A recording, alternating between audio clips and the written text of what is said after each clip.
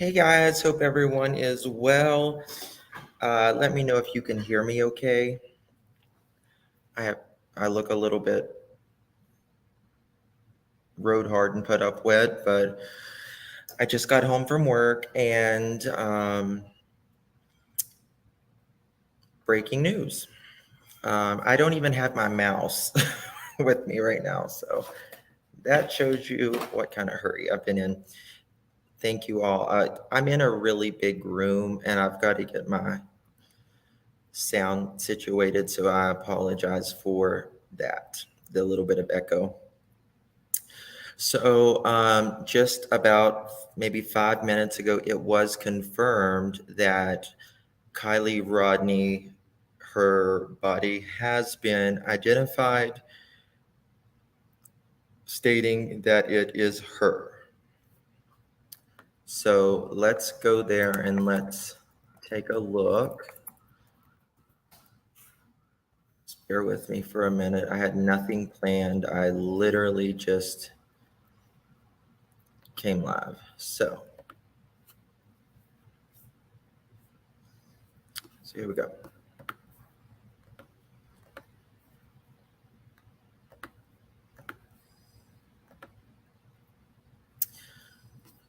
So 13 minutes ago.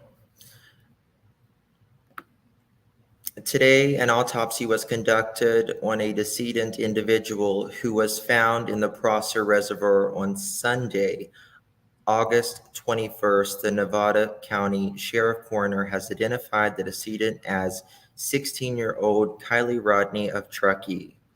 The Placer County Sheriff's Office and the Nevada County Sheriff's Office are in communication with Kiely's family and offer our deepest condolences to them during this extremely difficult time. This is an ongoing investigation and no other information is available at this time. And then it has a photo of Rodni. Sorry, my dog is wanting in. So it's craziness. And I am, it's terrible. It's sad that, we wanted answers, but how did you see it last week? They just found her. What do you mean? So, I have dogs and cats going. Sorry. Yes, she was just found yesterday. Exactly. So it is extremely sad news. Was there a press conference today? Does anyone know?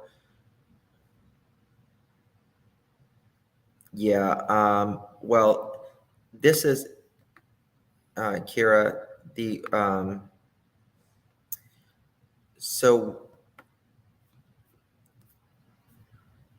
yeah, they hear my voice. I was emailing you a really interesting video from the location that pulled her car out. It shows a terrain and a drop off. Oh, that's awesome, Penelope. Thank you. Thank you. Yeah, they're happy to see me. I literally just walked in the door. So, there wasn't a press conference today. I've been at work all day, so yeah, we were definitely all hoping for a different outcome. Unfortunately, this is the outcome that I think we expected, but we weren't hoping to get. When you are 16 years old, your life is just beginning. For me as a kid, 16 was my favorite year. 16 was when I felt like I was really growing up then. You know what I mean? And for a girl, they have their sweet 16, right? And Kiely was a very special person Thank you, Linda. Thank you for becoming a member. I appreciate it. Thank you. Guys, we are going to be having member, uh, a members only, I'm sorry, my dog and cat, a members only live very soon. I definitely need to do something for my members.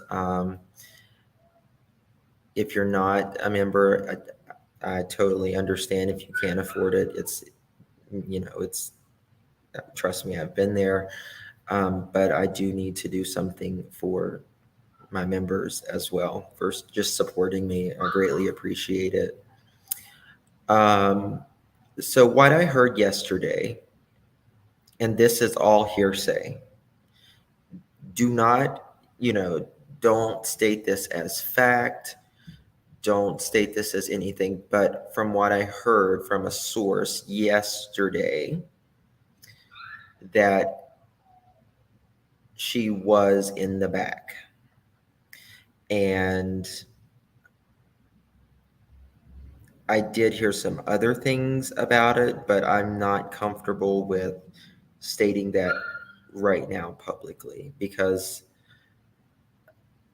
I just don't want people to run with something when it hasn't been, when we don't actually know from authorities. Now, this is someone who was, close to the area when they were, pulling Kiely out. But again, this will be something that we should wait on. A lot of people do feel like, she panicked and, she was trying to get out from, the back. Airbags were not deployed.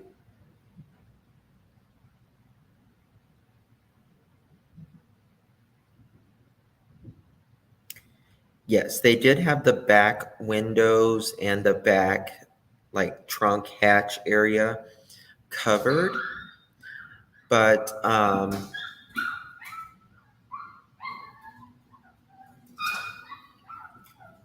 sorry. Thank you so much, Bobby. I appreciate it. She was trying to get out of the car. Something, I pray that there is no, it was nothing more than, she was under the influence. Oh, thank you, Tabitha. I have not got to check my email. Let me look at my email and we'll see what we got.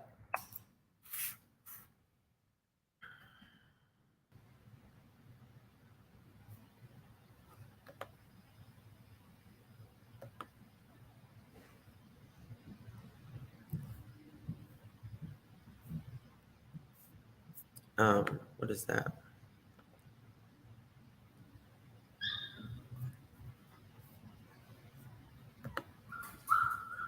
And flag down and Bear with me 1 second, guys.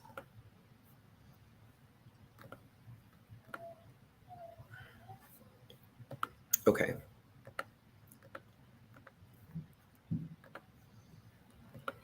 I don't have my mouse, so I'm using my little finger. All right, so this is a family statement regarding Kiely May Rodni for immediate release. Truckee, California, August 22nd, 2022. Friends and family, law enforcement, media, and our global community, we are eternally grateful for the love and support you have shown us in the last couple of weeks. We have weathered a storm of unfathomable force, and it is purely thanks to the army of warriors, matriarchs, healers, and helpers holding us up that we continue to stand today. Mr. Rogers famously told a story of looking for helpers whenever he saw scary things in the news. We have not had to look for the helpers, as you have all come to our rescue in full force. We are forever indebted to you. While we accept this sadness cast under death's shadow, the rising sun shines light upon us, reminding us not to mourn our loss, but to celebrate Kiely's spirit and the gifts that we all received in knowing her. Kiely will surely remain with us even though we will not get her back. There are certainly occasions when words fail. Perhaps this is why our human nature has given us art, dance, and music, which all are often more effective ways to connect with each other and our rawest emotions. Kindly excuse us as we retreat and dance privately to life's song while we celebrate our daughter's spirit and heal our souls. In gratitude, the Rodni Neiman family. That was hard to read and brilliantly written. Brilliant. Very graceful. There is nothing more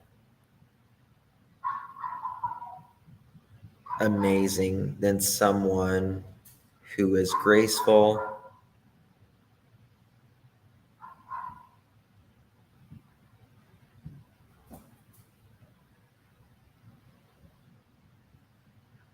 who offers hope whenever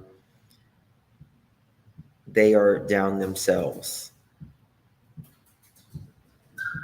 and offers grace and extends grace whenever they too need it. So it's beautifully written and a amazing family um,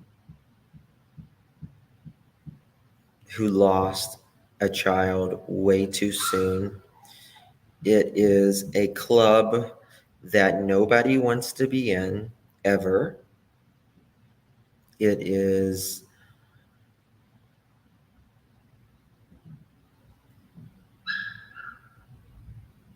the hardest thing that one could ever go through in this life is losing a child.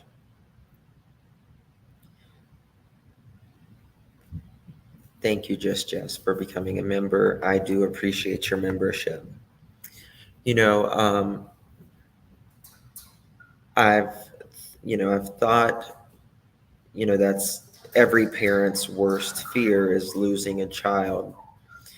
And I would say, when somebody loses a child, they feel like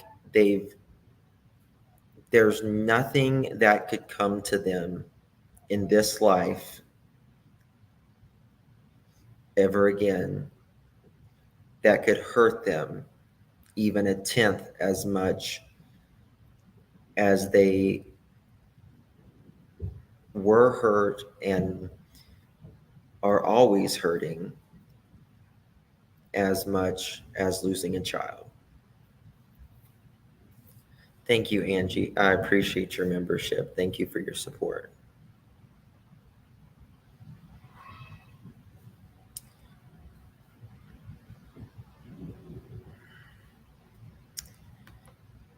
Yeah, you know, we actually don't know at this point whether she was drunk, drugged, or neither. Now, we have heard that she was under the influence, but that there has been no toxicology yet, no results. That's going to take weeks. So right now we're going to have to stand by. The toxicology, it varies tremendously around the country.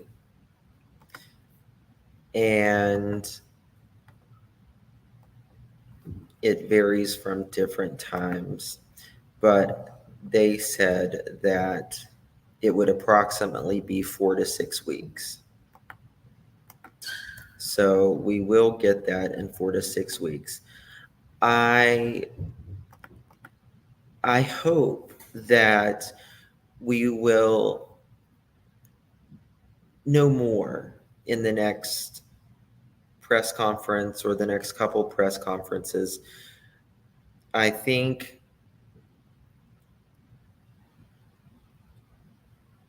the words, the verbiage that they use in the next couple conferences is going to give us more clarity in how they are treating this case. They may not directly say how they're treating this case, but you can generally get an idea, a feel on which way it's headed, at least.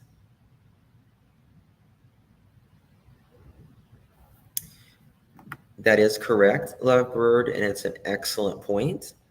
Sammy did say she exchanged drinks with Kiely and maybe put something in the drink she traded with her.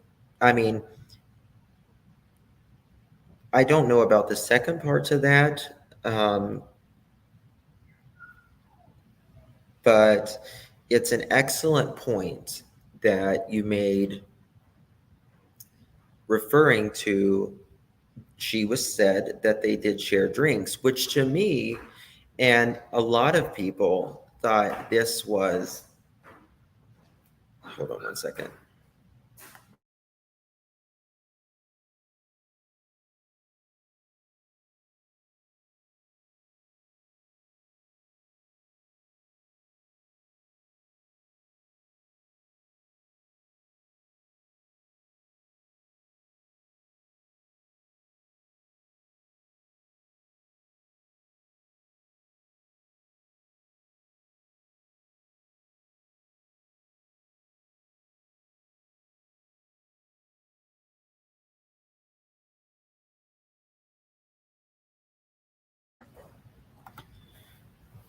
So, yeah, in the next, oh, well, we were talking about,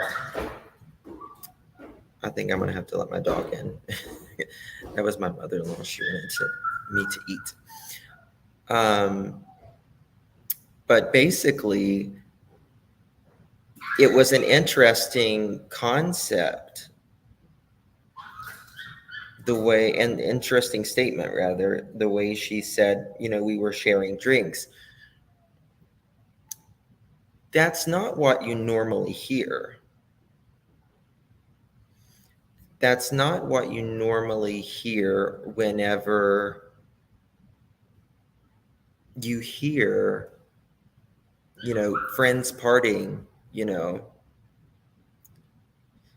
To me, in my opinion, it sounds like she was trying to set an excuse up, in my opinion, for something that could potentially happen later, whether she was accused or somebody else would be accused of something. To me, it was like she was setting the groundwork for something, and it may be something very itty bitty, but that's my opinion. It it definitely is speculation, 1000%.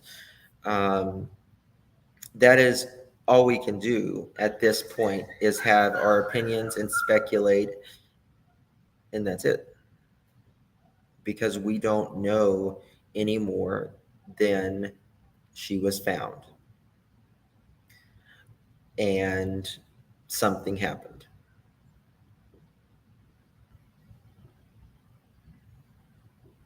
Like 5 words there. That's really it. She offered up too many unnecessary explanations in the interview.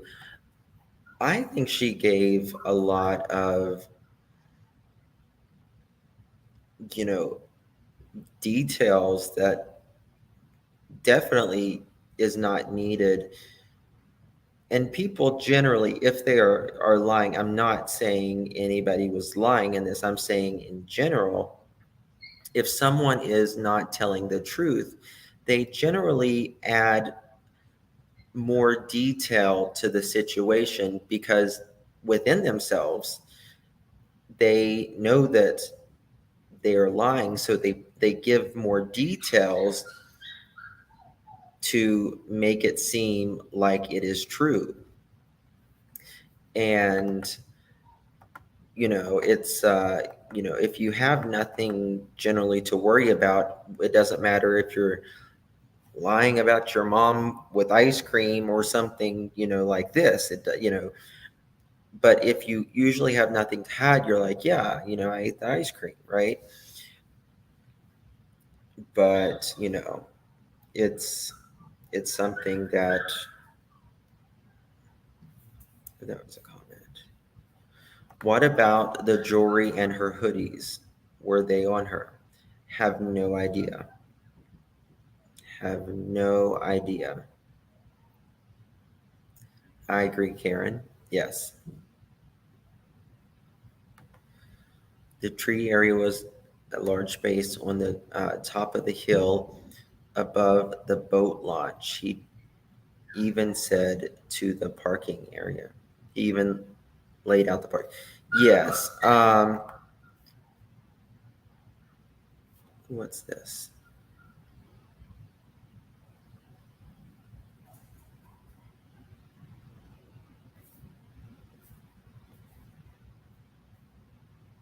Okay. Take this down. I had nothing planned out. But guys, if those of you that is joining us, the reason I actually went live is they have confirmed that the Truckee police has confirmed that the identity that was in the car that was pulled out is indeed Kiely Rodni. But thank you so much, Melissa, for your super chat. I greatly appreciate it, hon. The pic of all the kids outside and it's nighttime, they are looking at something and there is a light in the distance. Oh, really? I haven't noticed that. Thank you, Nana, for becoming a member. I appreciate your membership. Southern Grammy Wolf, thank you for becoming a member. Greatly appreciate it. Crap, what was I going to say?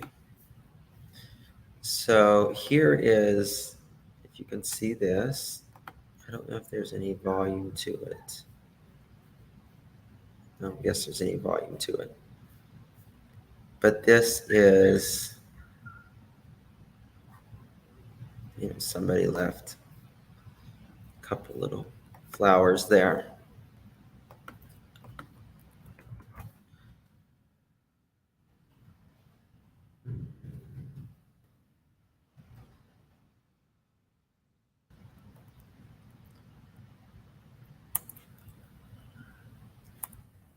One second.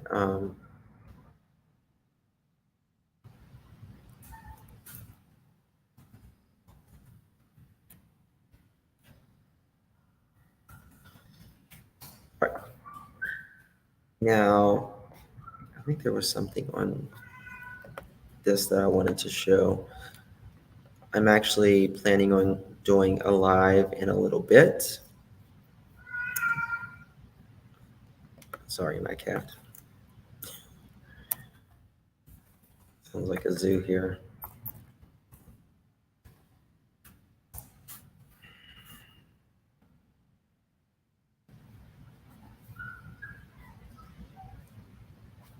That was yesterday. Okay.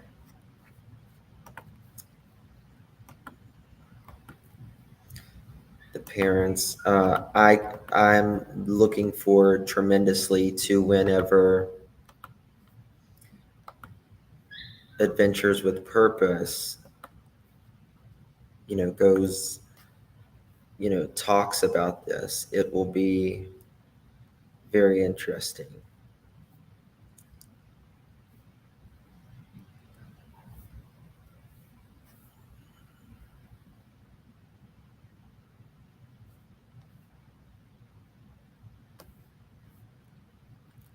From drone footage of myself investigates. Okay, here we go. This is it. I think this is what you were referring to, someone in the chat.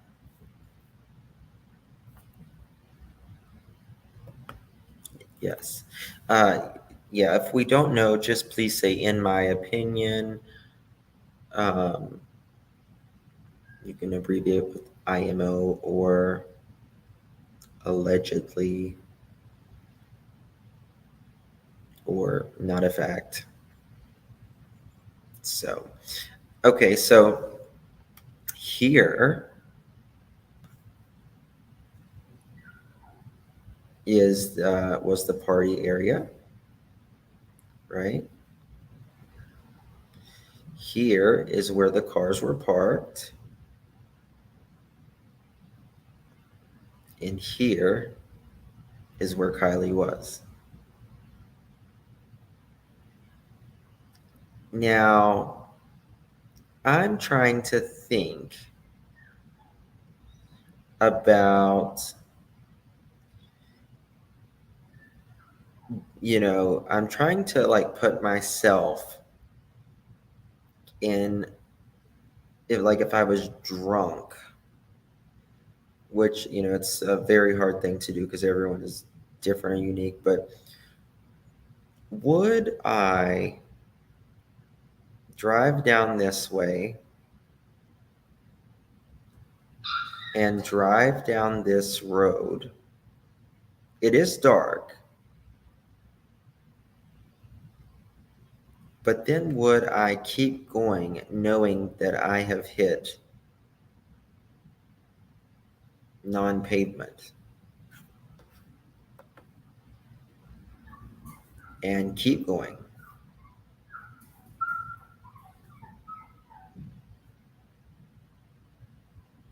What do you guys think about that? I mean, in your opinion, do you think she would have kept going knowing that it's my dog. She wants in. That was your thought too. I mean, I've never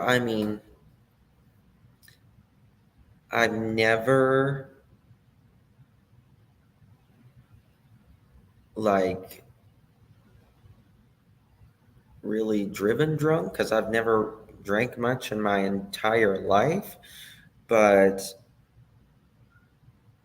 I mean, one time I got wasted on a cruise ship and I woke up spinning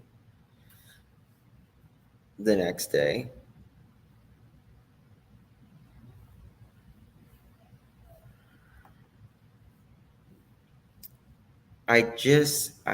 In my opinion, I just cannot see her driving, whether it's dirt or pavement or anything, and then like a beach area. I can't see it personally.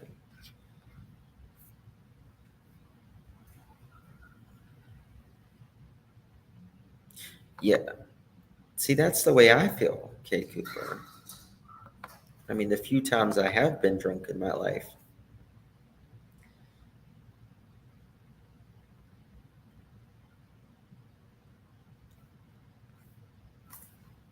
like the couple times that I've been wasted, I still knew what I was doing. But I mean, obviously I couldn't operate anything, but I would still know if I was off the road. But also, we also have to understand, to be fair, she is 16 years old. She hasn't been driving long. I kind of think Kiely was probably, in my opinion, probably more mature than 16-year-olds, and that is purely based on where she lived.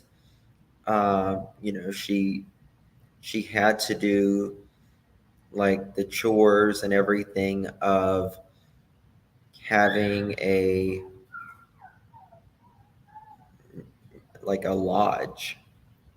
You had to walk freaking 3 miles just so she could like literally catch a bus or whatever to go to school.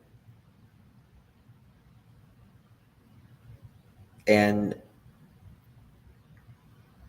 what bothers me more than anything is it is 3 minutes from the last ping or text to the time the phone went dead. That's what really bothers me. Why were there no tire marks anywhere? I did hear that it rained. Personally, I mean, I have heard that it rained.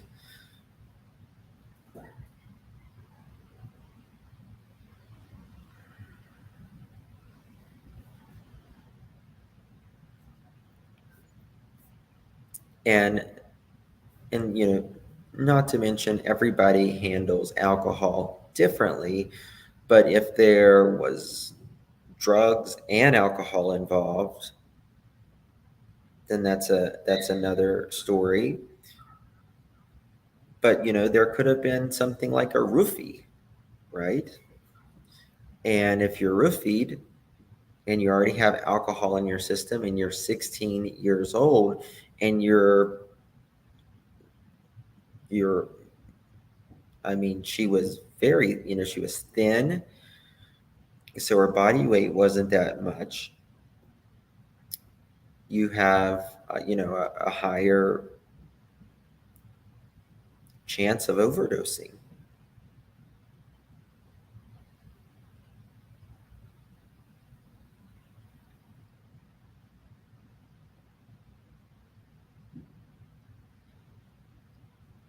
Is it true Kiely was found at the campsite? No, that is absolutely not true. Thank you, Kit Kat. That appreciate it. I love your screen name. It makes me smile. Newport Beach story about lady driving off pier in ocean. Okay.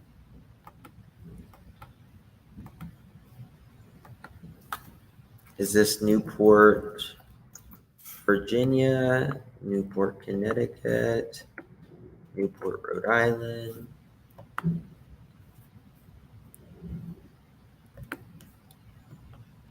I saw this woman, she was like going across a drawbridge, you know how they go up and down, and like I guess the woman thought she had enough time or something, and she fell to her death. And she was like an older woman, and the person who works the drawbridge, like they're supposed to really make sure everybody is off of that drawbridge. And like that person is going to jail now.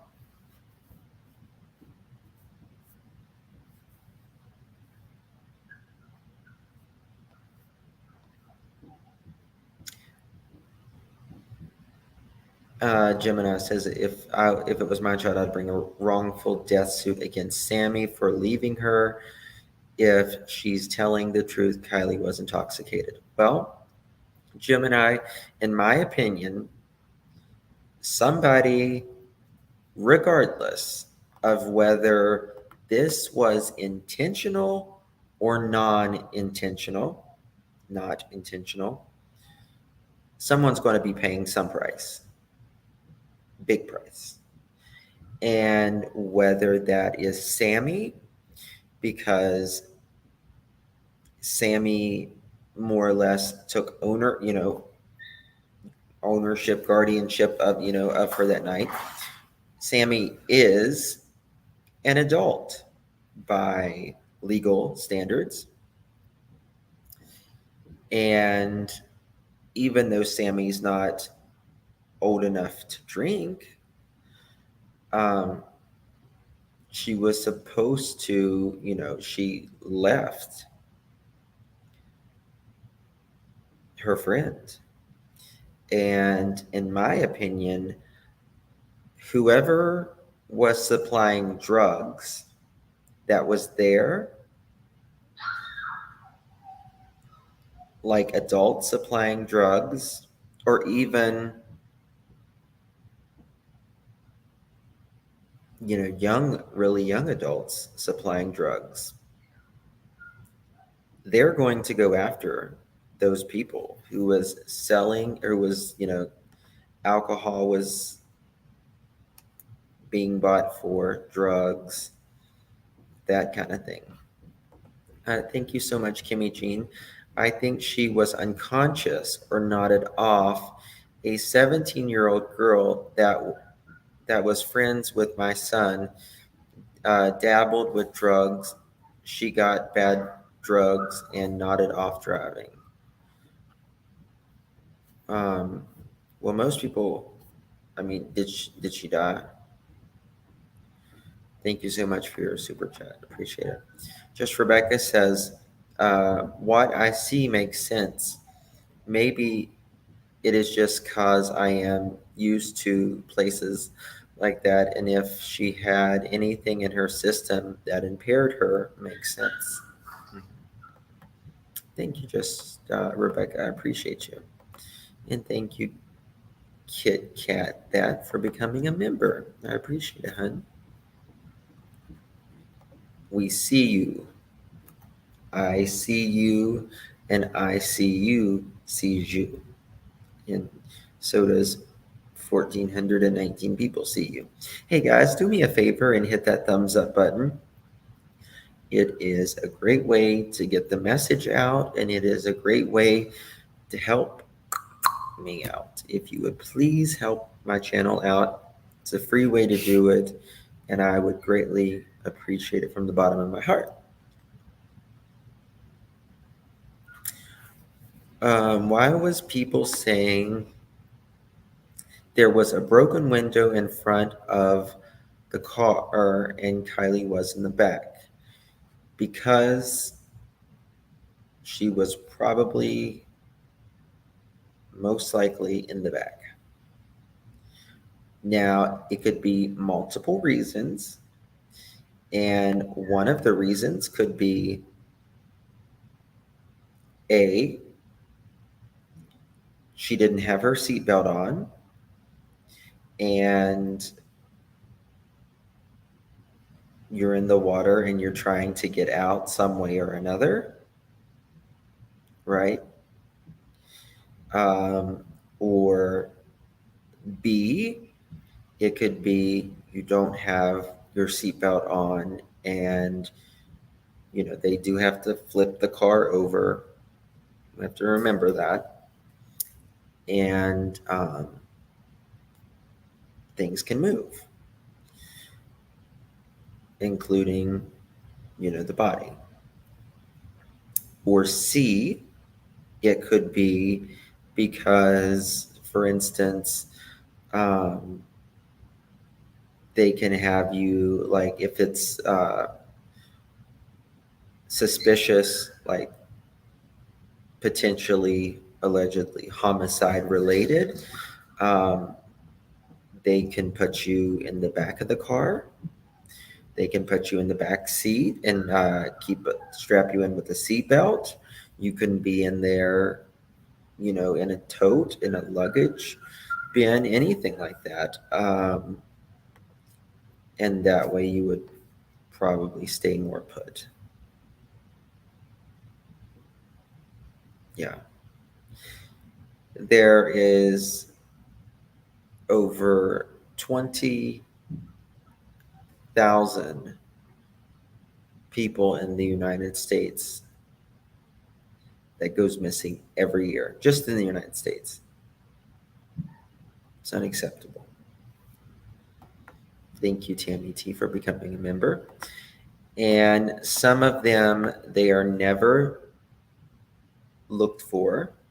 They are, nobody knows that they're missing. And nobody will ever know that they're missing because they don't have anyone.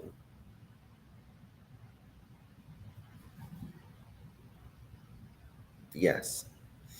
Yeah, Adventures with Purpose, they try not to break windows because they want to keep they want to keep things they want to not disturb things in the car as much as possible. So obviously, if you break the window, things can leave when you're pulling it up and flipping it around.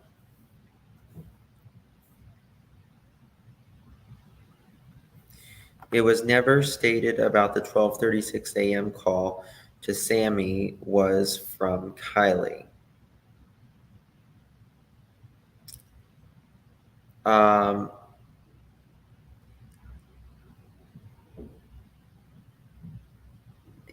What was it? It was stated that Sammy called Kiely and wanted to make sure she didn't need a ride, even though she had just left. Sammy had just left Kiely and said, "Oh no, get home safe, love you."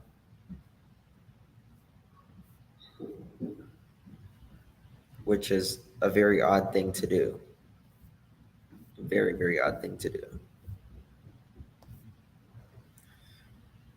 So, guys, if you are just joining us, the police department has released that the body of Kiely Rodni has had positive identity, that it was her.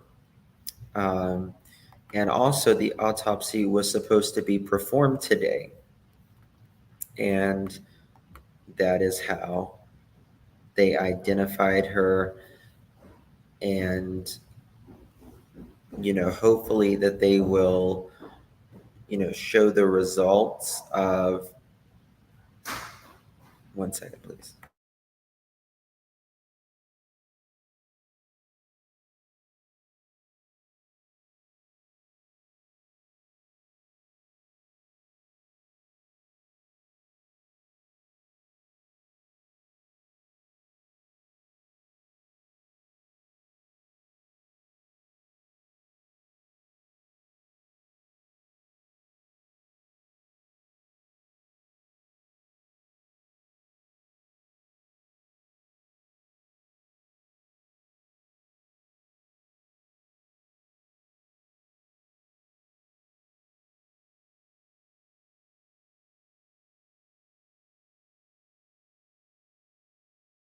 Sorry about that.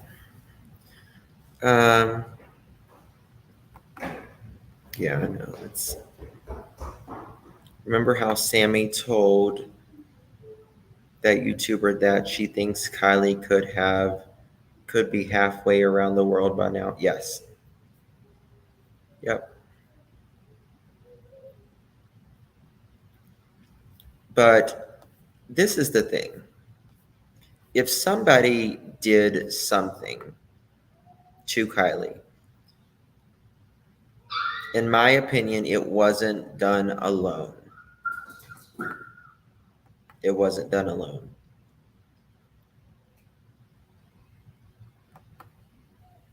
Yes, I know. I'd see the pressure of the water broke her front window. Absolutely. Yeah. Yeah, I don't think it was Adventures with Purpose that done that.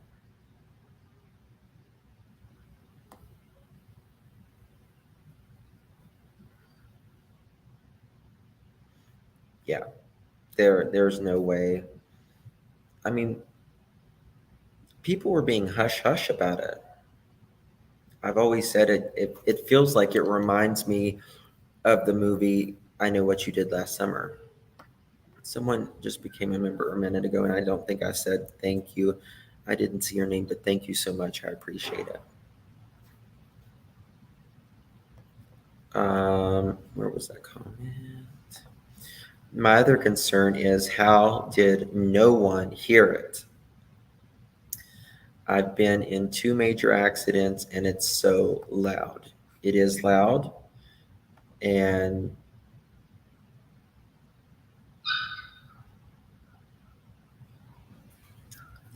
I mean, I don't know if it's loud going into the water. You know what I mean? But to me, it would probably just sound like a whoosh or something, like a big, like a wave, which may sound.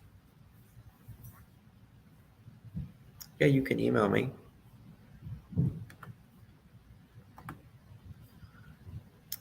Okay. So someone emailed me about the airbags, because I know a lot of people's talked about that. Frontal airbags are generally designed to deploy in moderate to severe frontal or near frontal crashes, which are defined as crashes that are equivalent to hitting a solid fixed barrier at 8 to 14 miles an hour. This would be equivalent to striking a parked car at a similar size at 16 to 28 miles an hour. Thank you, Patricia. I appreciate your membership. Thank you so much. So it does not appear that the airbag was deployed. Nope, I don't only read subscribers' comments. I read the ones that I can see. There is 1,544 people in here, and it's impossible, unfortunately, to get to everyone's comments. I used to get frustrated too, but whenever I didn't get my comment read sometimes. But when you're on the other side, you tend to have more compassion because it's impossible. And also, on this side, my chat is delayed from what your side is by, I think, 10 to 15 seconds. So,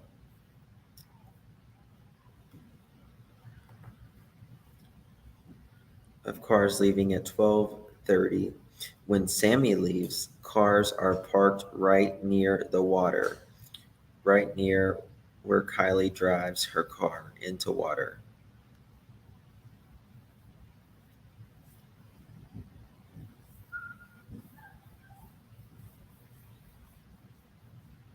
I don't know.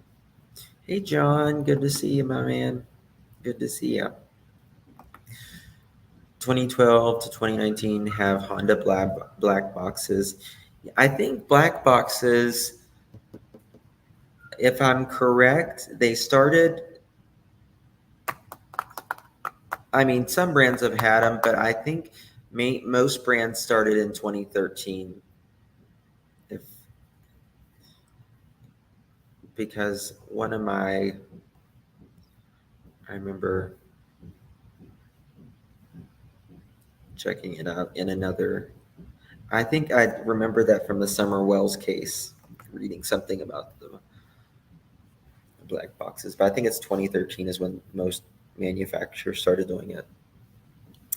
Somewhere else, I read that someone else who stayed in their car saw our car at the party in the early morning. So that's the interesting thing. the people that was next to Kiely's car, right? Do you guys remember what time they said that they went to bed?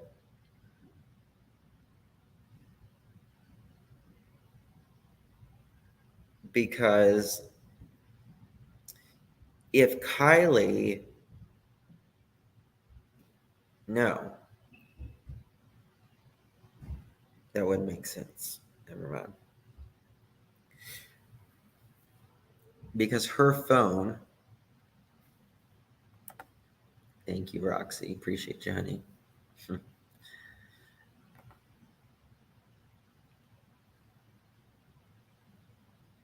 No worries. Thank you, my dear. Appreciate it.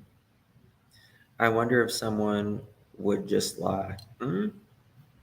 I don't know. I mean, we know when the last ping was on that car. That's an excellent point, Christina. And I have wondered that myself. Wonder what time old Sammy dear got home. Does her home have footage? You know, does the neighbor have, ring doorbells? Um, how far away does Sammy live? You know, those kind of questions. And also, what time did the other two friends that was in the car while they were drinking and charging phones, what time did they get home? And who are these people? Well, they can check her ping if her phone was on.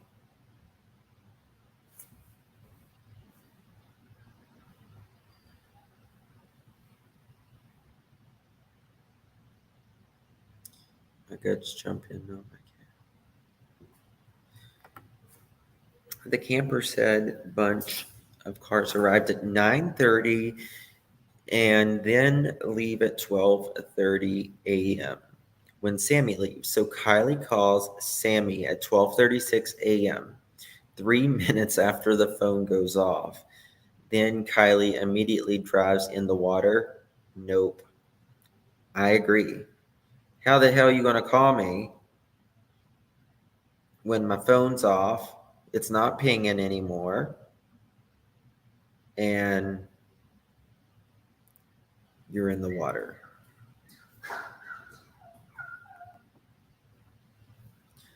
Make it make sense. Make it make sense, because it doesn't.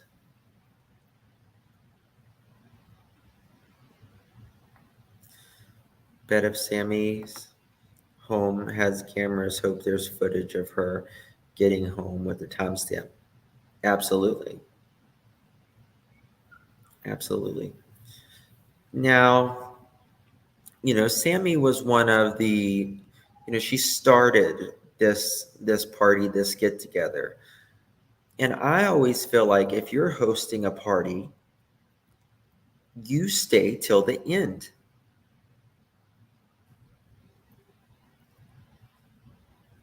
You make sure everything is being responsible, everyone is safe at the party. But there was just so many people. Maybe Sammy just threw her hands up and was like, screw this, man. Like, this is way too many people. And she said she usually doesn't get overwhelmed. She gets underwhelmed, which I thought was a interesting thing to say. But that's just me.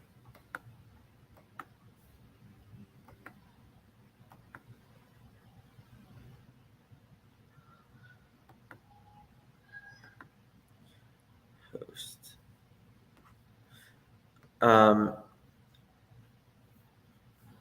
Who sent this to me? Hey, Katherine, Oh, hey, Catherine. Good to see you. Hey, Catherine. Um, you were the one that you came up on panel the other day, if I'm correct, and you were talking about someone in your family, like your niece or something, went.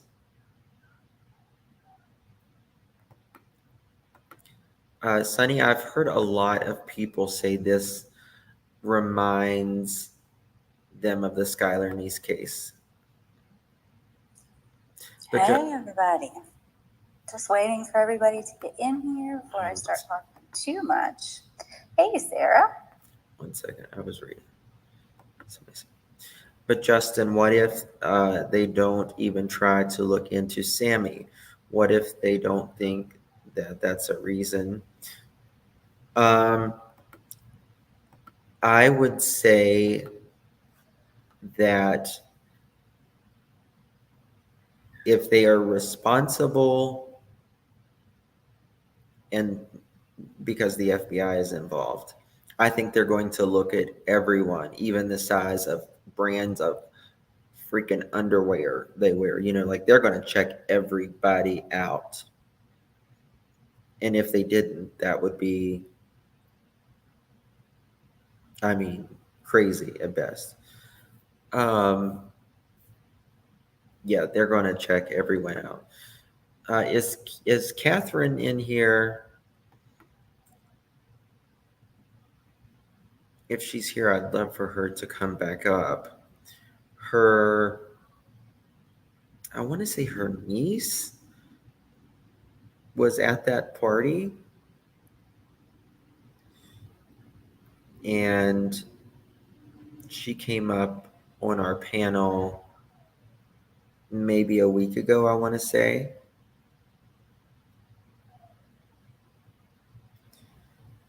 Is she in here?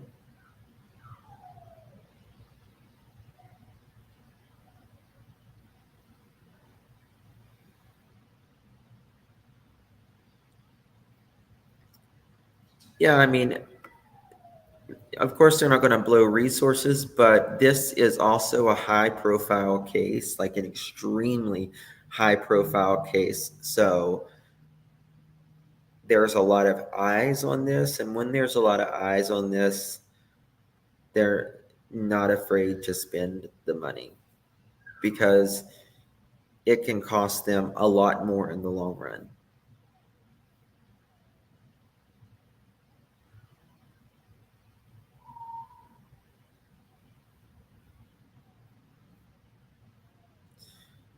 The description of the party place either starts at 2:30 a.m. or p.m. Thank you, Rachel. I appreciate your membership, hon. Thank you so much.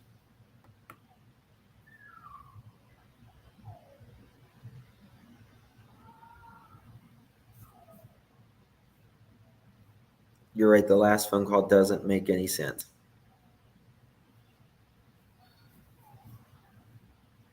It was, oh, there's Catherine. Hey, Catherine, do you want to come up? Do you know, I mean, I would love to have you up if you don't mind. I would love to talk to you again. I'm going to drop a link.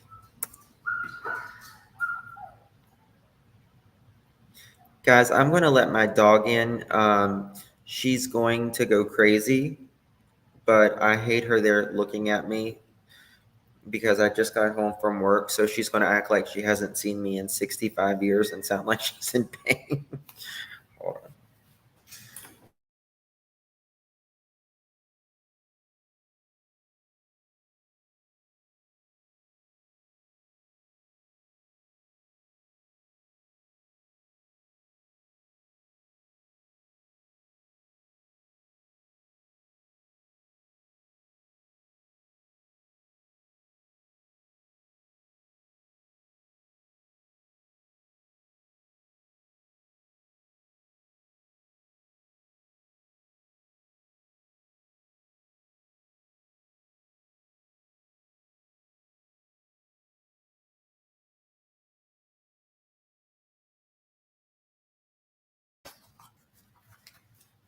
Say hi, Jaja.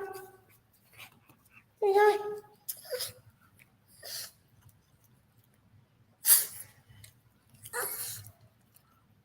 Say hi.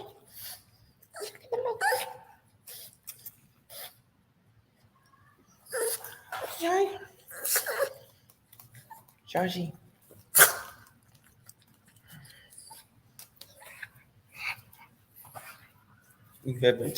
You haven't seen me all day, have you?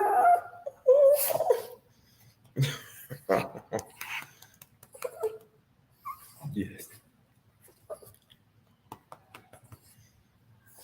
My puggles. She's getting a little gray. She's gonna need a dad job soon. Isn't she? Isn't mommy? Isn't mommy?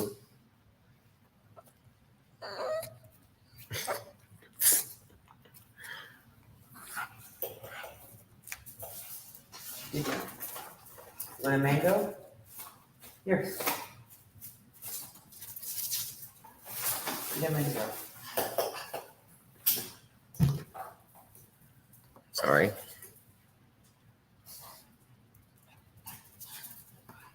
I gave her a mango. Jaja,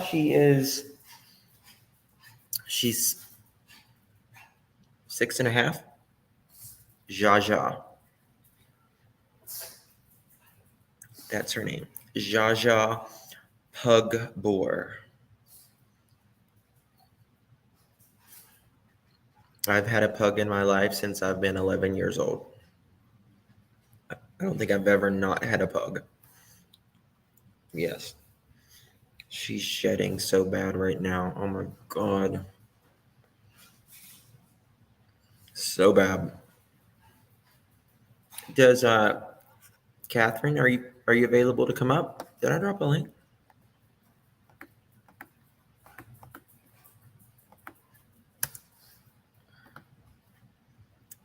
Yes, Jaja. Oh, we love your dating stuff. Thank you. Do they really get people who click on that shit asking for a friend? Here's Katherine. Katherine, Hi. how you feeling today, honey? Okay, had an appointment with the oncologist today, but yeah. Mhm. Doing good. So, what have you heard? Give us I the low. haven't heard anything. I just happened to be watching that other site late last night. And I knew that the investigator had been on this site from way in the beginning, from my understanding, but my niece messaged me because I tried questioning, and her good friend that I know, like I had said before, from the age that they were 13 and they're now like 26, her co-workers were at the party. As far as what I was told is that they did not see Kiely, but there was, like I had said before, 250 plus people there. Uh-huh. So it's possible they just didn't see her, but they were, I would imagine, from my understanding, was around the same close of age. So there was older people there. Yes. There was a lot of drinking, but the video of the investigator, he does say a lot. If you really listen to it, he explains a lot. He has, by his interview, had spoke with the father. He's the one that had told the father, Is told the that the grandfather. email you sent me? Yes. And Oh. he actually was the one to let them know that the car was found. And the father and supposedly the grandfather asked him questions Oh, wow. as an investigator, and he answered them pretty as much as he could. Uh-huh. give out information without giving out information due to Right. an investigation. But if you listen to his statements, he's, Well, yeah, well, I don't we can know, listen he's to it. very eerie, just if you listen to it. But I asked my niece, and she said the coworkers, you know, she doesn't want to have her friend push them either, but she sent me and she goes, oh, see, look, they found her and she was in the water, that it was an accident. But the investigator, supposedly, by the way he, in my opinion, sounds, he's iffy about it. Uh-huh. So, So the investigator's iffy? but by my opinion, if you listen to that video, that's the way it sounds. I'm And iffy. I listened to the whole 2 hours of his thing last night, Okay. which I'm sure a lot of the readers have, because when I see on your messages, they're pulling up PIC. Uh-huh. That's his interview. Okay. 2 hours. Yeah. Let's listen. We'll definitely listen to it. Yeah. So you really, I mean, you might want to pull bits and pieces, or she played the whole 2 hours because everybody was requesting it. And he literally was so upset. He was crying. I mean, it Oh. was sad. Yeah. So it's something you might want to look into. It explains a lot. Because like in his thing, he was saying that her car probably wasn't even going more than like 5 miles an hour Like into the water? into the water. Yeah. Which, if it's only going 5 miles an hour, that thing is coasting. It's in neutral. Listen to his video. But I also, He answered questions too. He let the panel come up and ask questions, and some people were asking very interesting questions, like on your panel, Mhm. and he was answering the best that he could. Okay. Well, So, cool. yeah. So, I mean, I don't want to push my niece, and I don't want to push her friend, but because they said she asked her coworkers, and they didn't see her there, but there was a lot of people, and there was a lot of drinking and everything else going on, and a lot of different ages. Mm-hmm. So Yes. that's All all I right. know. Well, So thank you, Catherine. no problem. I appreciate it. We're going to listen to it, I think. Okay, thank you. Thank you. All right, bye-bye. Bye-bye.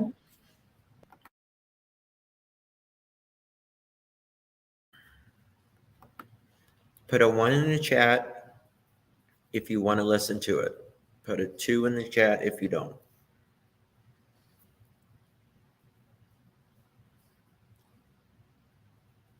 No.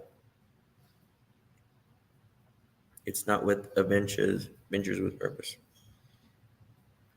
1, 1, 1. 1, 1, 1, 1, 1, 1, 1, 1, 1. 1, 1, 1. Okay.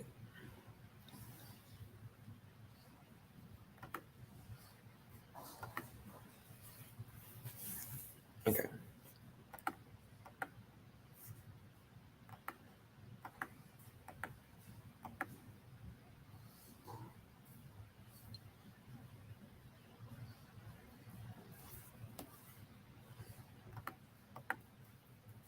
Okay, let me find something.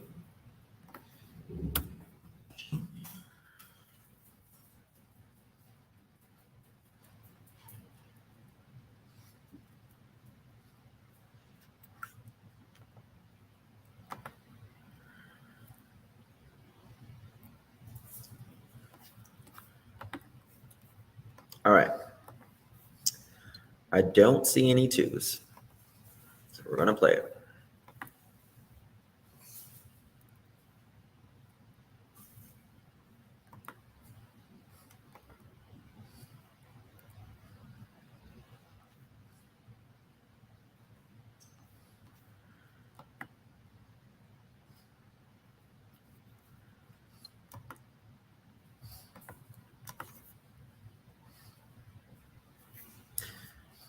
it'll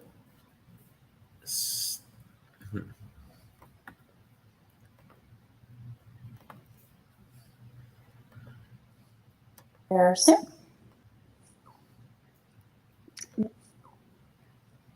Not very well. I probably won't.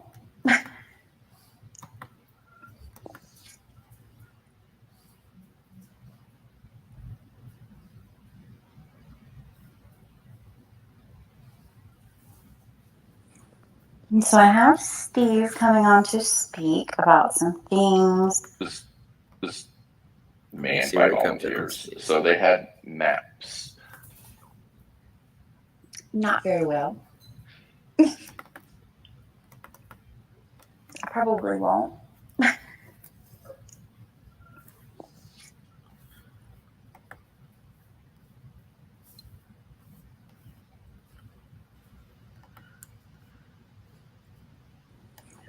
And so I have Steve coming on to speak about some things that he found and just kind of give us Speeding all it up so we can everything get to on Steve. everything. Oh, here he is. Hold on one second.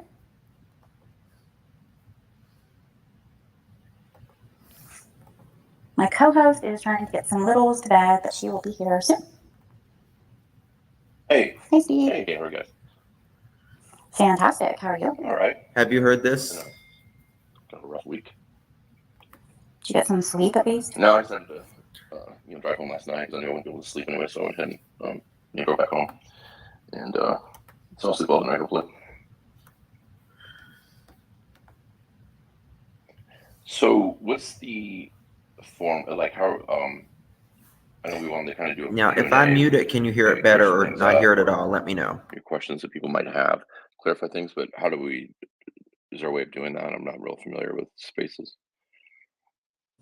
Yeah, I don't know if you want to talk about what happened when you went there and just kind of talk all that out, or if you want people to come up and ask questions first, that's up to you. Well, let me just give kind of a breakdown of what happened, because I see some of these questions, concerns, whatever you want to call them, about the notification process that happened, and I don't think that today's presser really clarified much about that. I can only talk about my sequence of events. I Yeah, can't speak for absolutely. any other individual, any organization, or anything. But what happened on Sunday? Well, let me back up. When I got there a week ago, there was at the recreation center, they had a trailer set up. That was like a command center for volunteers, I would call it. And it was manned by volunteers. So they had maps and QR codes to tracking apps, then actual physical maps taped to the side of the trailer. But they would show where areas that may be closed because they're being searched by law enforcement, or special notices. And they had cases of water where everybody checked in and you grabbed water, you grabbed, whatever you needed. And the first day I got there kind of midday, and I happened to be, so it's kind of on a four-way intersection, and right across the street from it is the California Highway Patrol building, which is a large facility. And then like one block down was the hotel where I was staying at. And so I checked in the hotel, and then I noticed, when I was just heading to Prosser for the first time, the command center was pretty, it was a big setup. And I stopped in there, and there was a male and a female, and I had no idea who they were. And I started just asking some questions uh, about the area itself and about the terrain, and then I just asked some questions about where the search, stood, and then I had some. I was curious if Kylie knew if they knew if Kylie knew that area very well. If she'd driven in Prosser a lot, or could she get lost?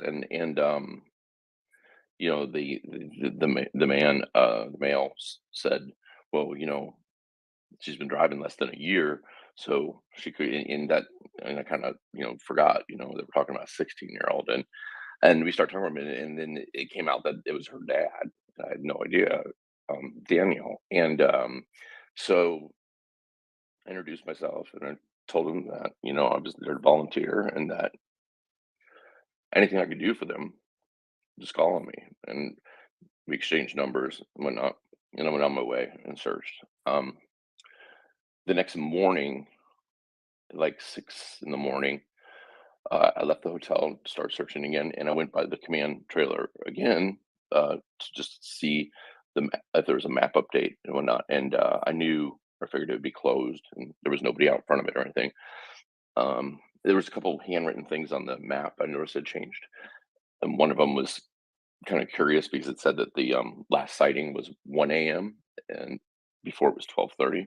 So I was sitting out there a while, and I was looking around on my phone to see if like there had been a change in the timeline or anything. I couldn't find anything, and then the trailer door opened and a dog came out, and then this other gentleman came out, and I was like, "Oh, hey, you know, sorry, I didn't know anybody was in the trailer." And he you know, he asked if I was, you know, there to search, and I told him yeah. And we walked off to the side of the parking lot, and he introduced himself as Kylie's grandfather, and we spoke for probably a good 90 minutes. And so that's kind of how I originally met them. Um, then, so during that initial discussion, I really told him, I said, you know, I noticed that, you know, for those that don't know, the family has a lodge, of, I guess you would call it, and it's on a street called Coldstream, which is about a 4 mile. You go through a gate. It's a locked gate, and then you got a 4 mile dirt road. It's truly like off the grid, and it goes deep. And on the way back there, on maps, I've never been there, but I noticed that there was three individual ponds. And at the beginning, I told him, I'd asked him, you know, has anybody searched Coldstream? And he didn't. He said that yes, you know, it had been searched. I think he said by a friend of his, and also law enforcement had been out there. But at the end of the conversation, he said, "You're welcome anytime. You want to come to Coldstream and do it." And he gave me the code to the gate into their house, you know, and he said, "You don't just go, you know, you don't need, you've got my permission. I'm the owner of it. It's where the family lives, including her mom and her, and Kylie lives there." And so that started so I went out there, I searched all day, and then I went out there to fly a drone late in the afternoon, and I drove out there. He was out at the very end. He was out, and flagged down and asked me to have a glass of wine with him outside. And we did that, and we talked, and I just, you know, started to learn about the family, and which, you know, was tough because I could see that they were going through a lot of pain. And so got to Sunday, that sequence of events with the notification, which was one of the worst moments of my life. I got an email. So he had told me that Saturday, they have a property in a different county that he was going to just for the day. Um, and so um, I got an email early. Let's see, so I can be exact. I got an email from him Sunday at 10:17 in the morning. This on Sunday, that he wanted to meet at the Coldstream property at 6 p.m. So I said okay, and then my plan was actually just to go, you know, search again. I was going to do part at Prosser, and then I was going to just at that point I was really just kind of winging it, finding back streets up around you know, the mountain area. So I was kind of split my day up. Then at 12:55, I got an email from him saying, um, one sec, let me find it. 12:55. He said, "I'm headed to Prosper, 1 p.m." This came in at 12:55. Or Prosser, not Prosper, Prosser. So I was already, you know, out in that area, and so it didn't say anything more than that. And so I was out there, and when I got out there, I noticed that who I assumed was Ventures with Purpose, because they had a large like camper trailer rig and a setup, and I did see two small inflatable boats in the water. So I didn't go down on that, what I would call it's kind of like a peninsula. It's kind of like Diamond Point Sand Beach, um, and I was up on the higher road, so that would be the road in between where the party location was and down at the beach where the car was found. And in between that is all these like thorn bushes and stuff. And um, everybody's, well, I say everybody, when law enforcement had their search and rescue teams up there, I know that they were looking, one of the things they were looking for was the phone or, possibly jewelry evidence and stuff like that. So, um, I was out there, and then I would say I'm guessing about 1:30ish, I ran across David, who that's her grandfather's name. And so we started chatting, and he's a really cool guy. He's super nice. He's a listener.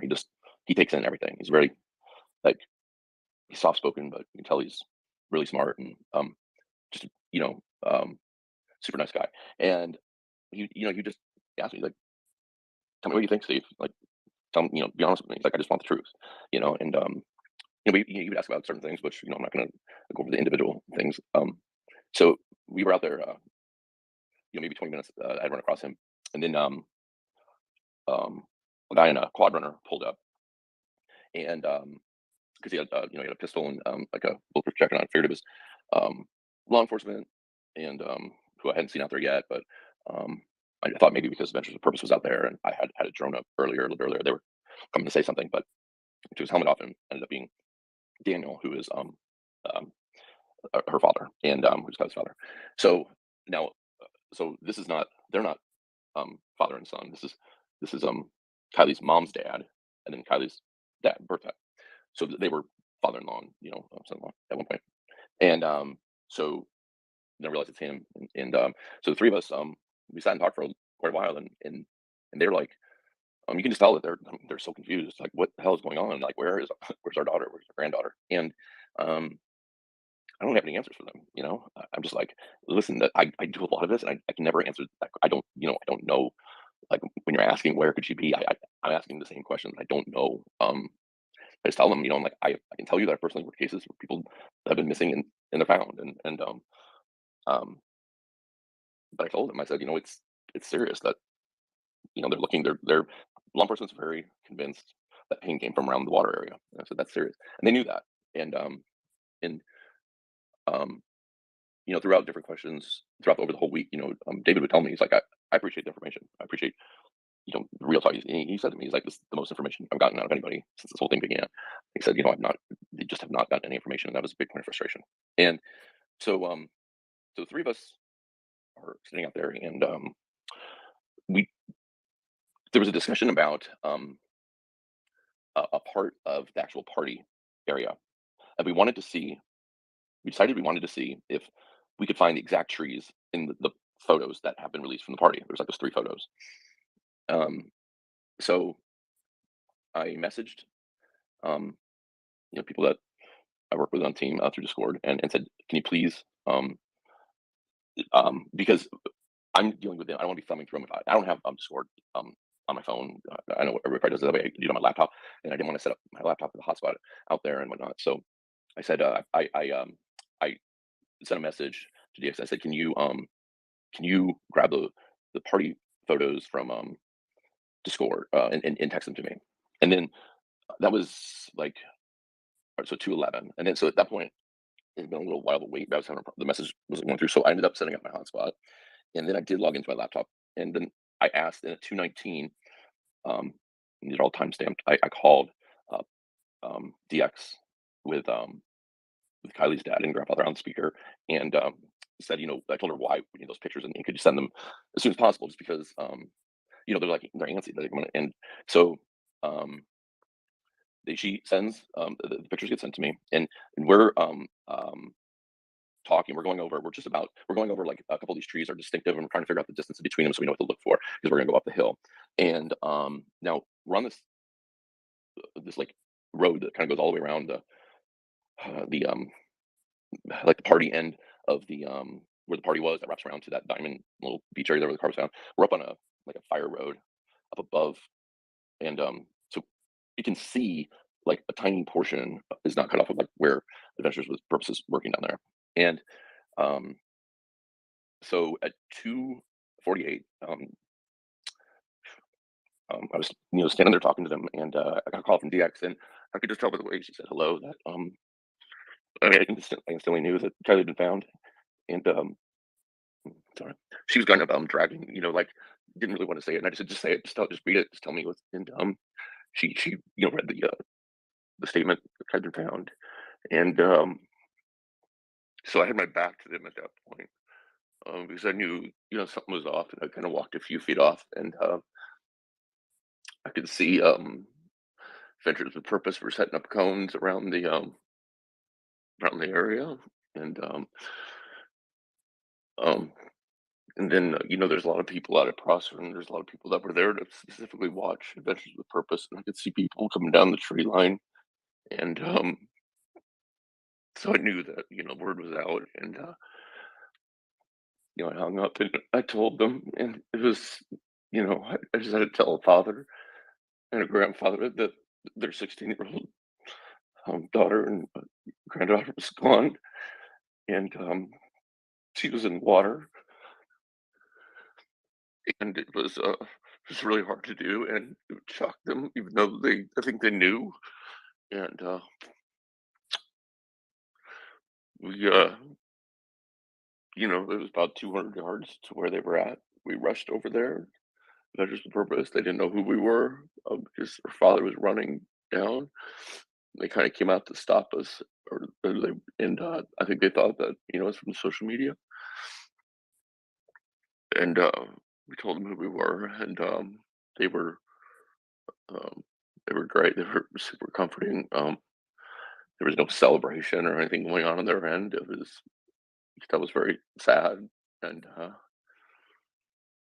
they showed me proof of the car and Kylie, and I told the told David and Daniel that it's the car, and there's remains inside, and which they knew, and there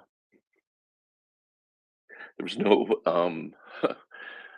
I see these accusations of trying to, like, somehow I'm proud of being the one that told them. It was one of the worst moments of my life, and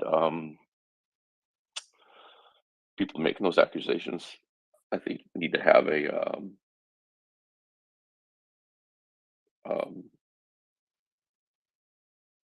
they need to have a basis for doing it. Uh, I I know I did the right thing. If I didn't, I would have had that knowledge, and somebody running down the hill would have been like, "Did you hear she's found?"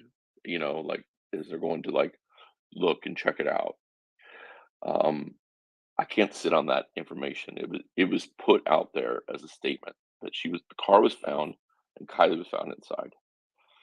I'm not going to call 911 and be like, I have some news to tell somebody. Can you come out to Prosser Dam Reserve?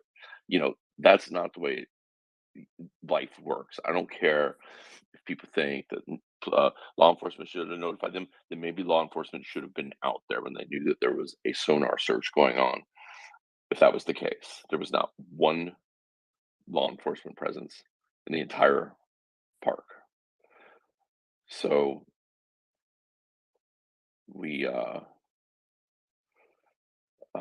Doug from Adventures with Purpose, myself, David, and Daniel, went down by the short line where the buoy was out there, where knew Kylie was at, and he told us how they found it, and he explained that he hopes this brings some closure to the family, but obviously don't want this to be how things go, and then we had some talks about Kylie, and how this could have happened, which I'll keep private. And then after about 20 or 25 minutes, law enforcement vehicles started showing up. And they asked, they said that they wanted David and Daniel to go to the CHP building. Um, Daniel, her father, agreed to go, and David said, "I'm not going to leave my granddaughter. Not until I see that car. I'm not going to leave my granddaughter." And they and he said, please don't make me leave her. And, and they agreed. And then he said, please don't make him leave. I need him here. And to me, and I didn't want to be there. I didn't want to witness any of this, but I was more than willing to um, be there for him, and that's why I stayed. As soon as David, as soon as we saw the nose of the car coming out, he just wanted to see, the car. He didn't want to see her, and we left. And the rest of his family was across the lake on the shore. He went and met them, and I went and checked out of my hotel. Um, but there was about 4 or 5 hours period of time that we were there. And for all the people that are saying that I'm not a private investigator, I'm not a real private investigator, I'm running a scam, I'm doing this, even though I've never billed a penny in my life for private investigation work. I just want you, and the people that are calling law enforcement saying this, I want you to know that CHP, Prosser County Sheriff's Office, Nevada County Sheriff's Office, FBI, and the FBI card team. Oh, did I lose it? All right. All right. Am I still on? Yeah, you're still Yeah, here. you're here. Oh, okay. My phone shut. So, yeah, CHP, Prosser County Sheriff, Nevada County Sheriff, FBI, and members of the FBI card team were all there running separate investigations. Every single one of them took my name, my address, my date of birth, my credentials, and my badge for my PI. But none of them had an issue whatsoever. So the fact that people are trying to raise an issue about this is none of anybody's business. If I'm a PI, even if I charge, even though I don't charge, it's my business if I charge. I do everything by the book. I don't have to be licensed in every state. I can go and volunteer my time anywhere I want. I'm not acting as anybody's PI when I do that. Just the fact that I have a private investigation license doesn't mean I all of a sudden can undo having that if I go to a state where I'm not licensed or doesn't have reciprocity. So the people making these, listen, I'm not an idiot.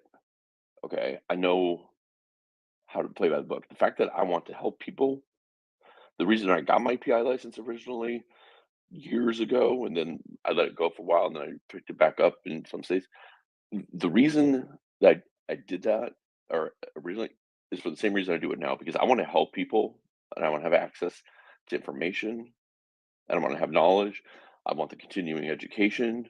I'm constantly going to, um, different, like LAPD. You can take, all their, you know, courses as a civilian. I go to training all the time. I'm a, search and rescue pilot. I'm a commercial license pilot. I've been doing this a long time. I didn't just start this just because I've met some of these people around the time that the Gabby Petito case was going on. I've been doing this for 20 years. So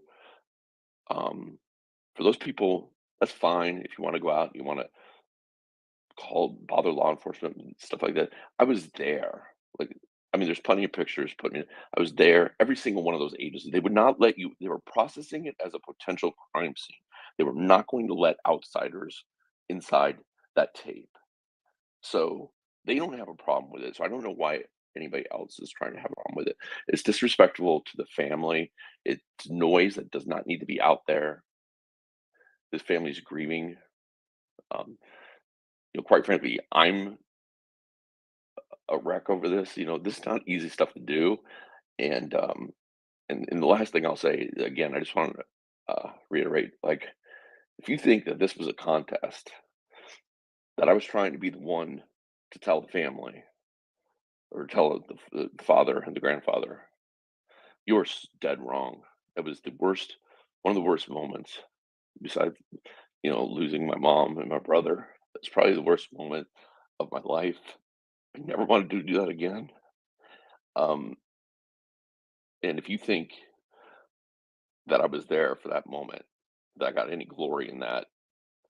I didn't. And final thing I'll say, the tweet that I put out announcing that was myself and Doug from Adventures with Purpose, and David and Daniel talked about it. We said there's a ton, like my phone was blowing up at that point, and I said, I think we should put something out, and we typed it up, and David, her grandfather, said, "Steve, those are facts. I'm fine with facts," and I put it out with their permission, because of all the um, trash talking that's going on online. This morning I was talking to her father online. I brought it up and I said, I know I'm so sorry that there's people out there that they're dragging your daughter's name into this because they have an issue with me. I said they're trying to make it into an event that I was the one that notified you and David. And he replied back, "I think you made the right call, Steve. I stand by your decision. I agree with what you did. I really do appreciate it as well." And that's where it ended. And that's all I really have to say about that situation. And if anybody still has issue with it, I'll answer your questions as long as they're public knowledge. They're not speculation on the investigation. If you have an issue still with me, take it to me personally. Don't involve Kylie's name in it. Okay. Like, just be like, "I hate you and I want to fight this out on Twitter." That's fine. We can do that. Leave Kiely and her family out of it, please. Stop calling them or emailing them. Stop calling law enforcement to try and verify facts that they know about. Do you think that they not notice that I was there 5 hours inside of a crime scene? They know exactly who I am. Okay. So that's basically all I have.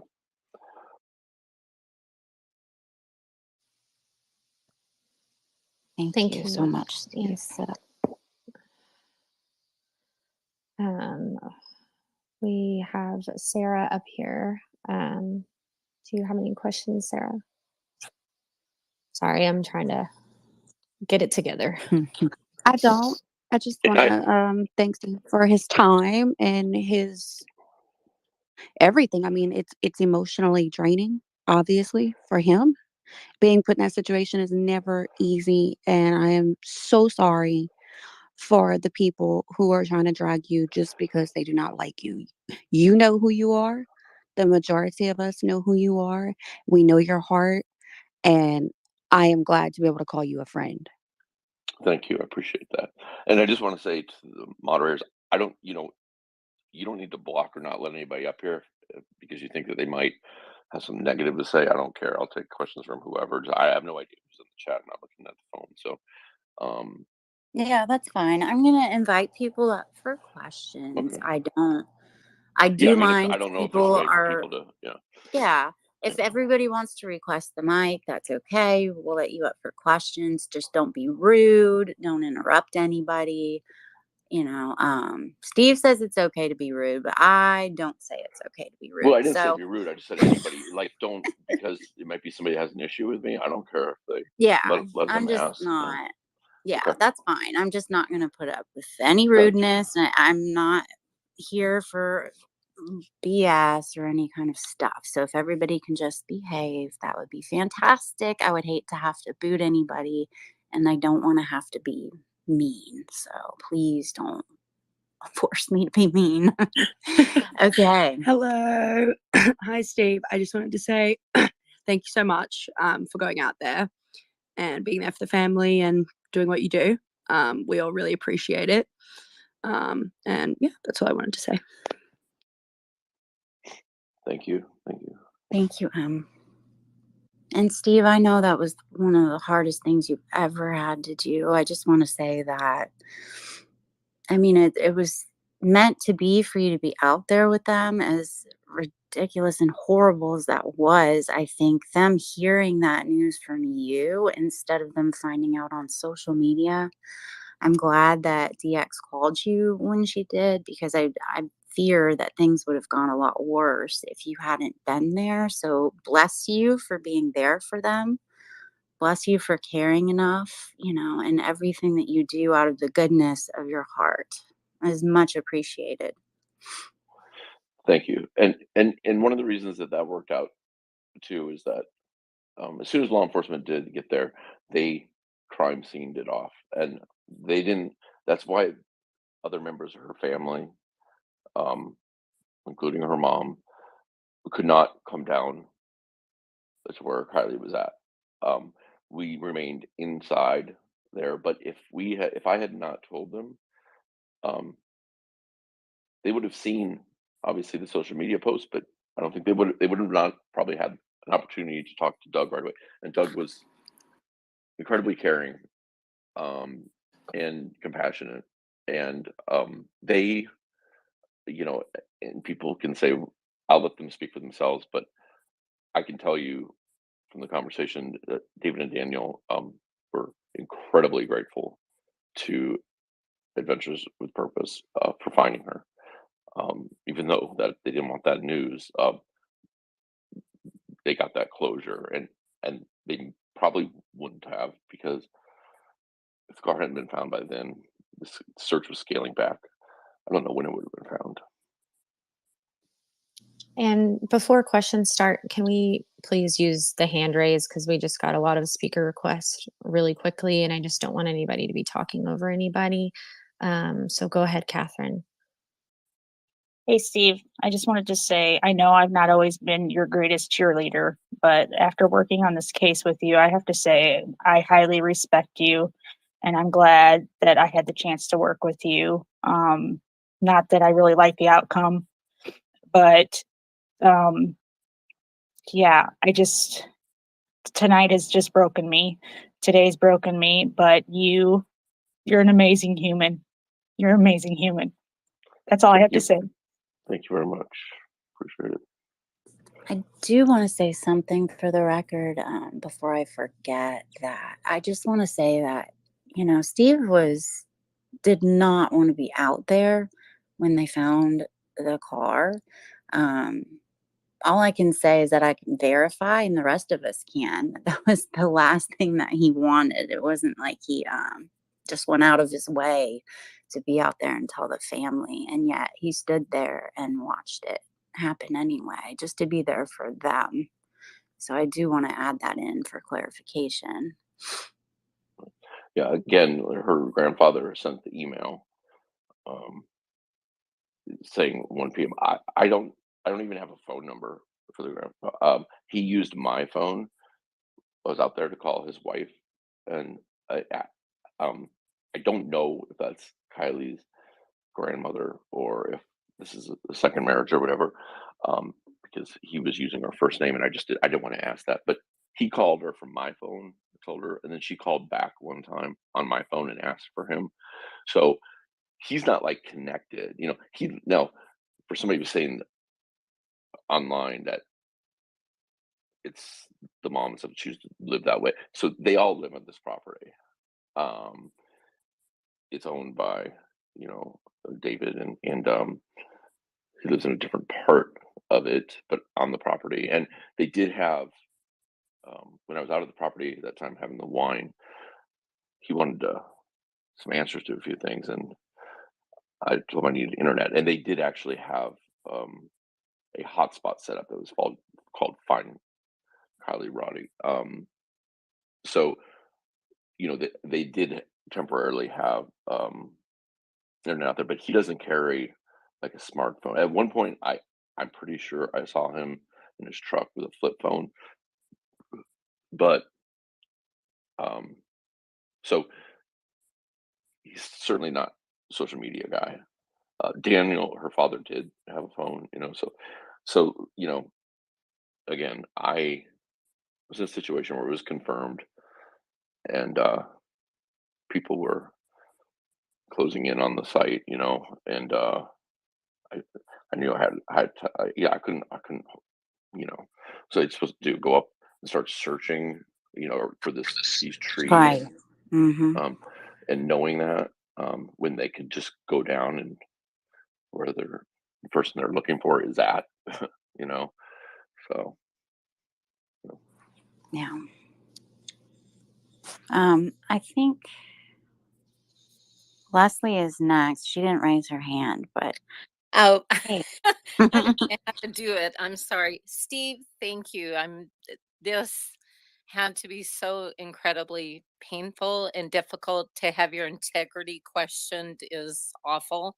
And I know that we're all grateful for everything that you've done and that you're speaking with us tonight.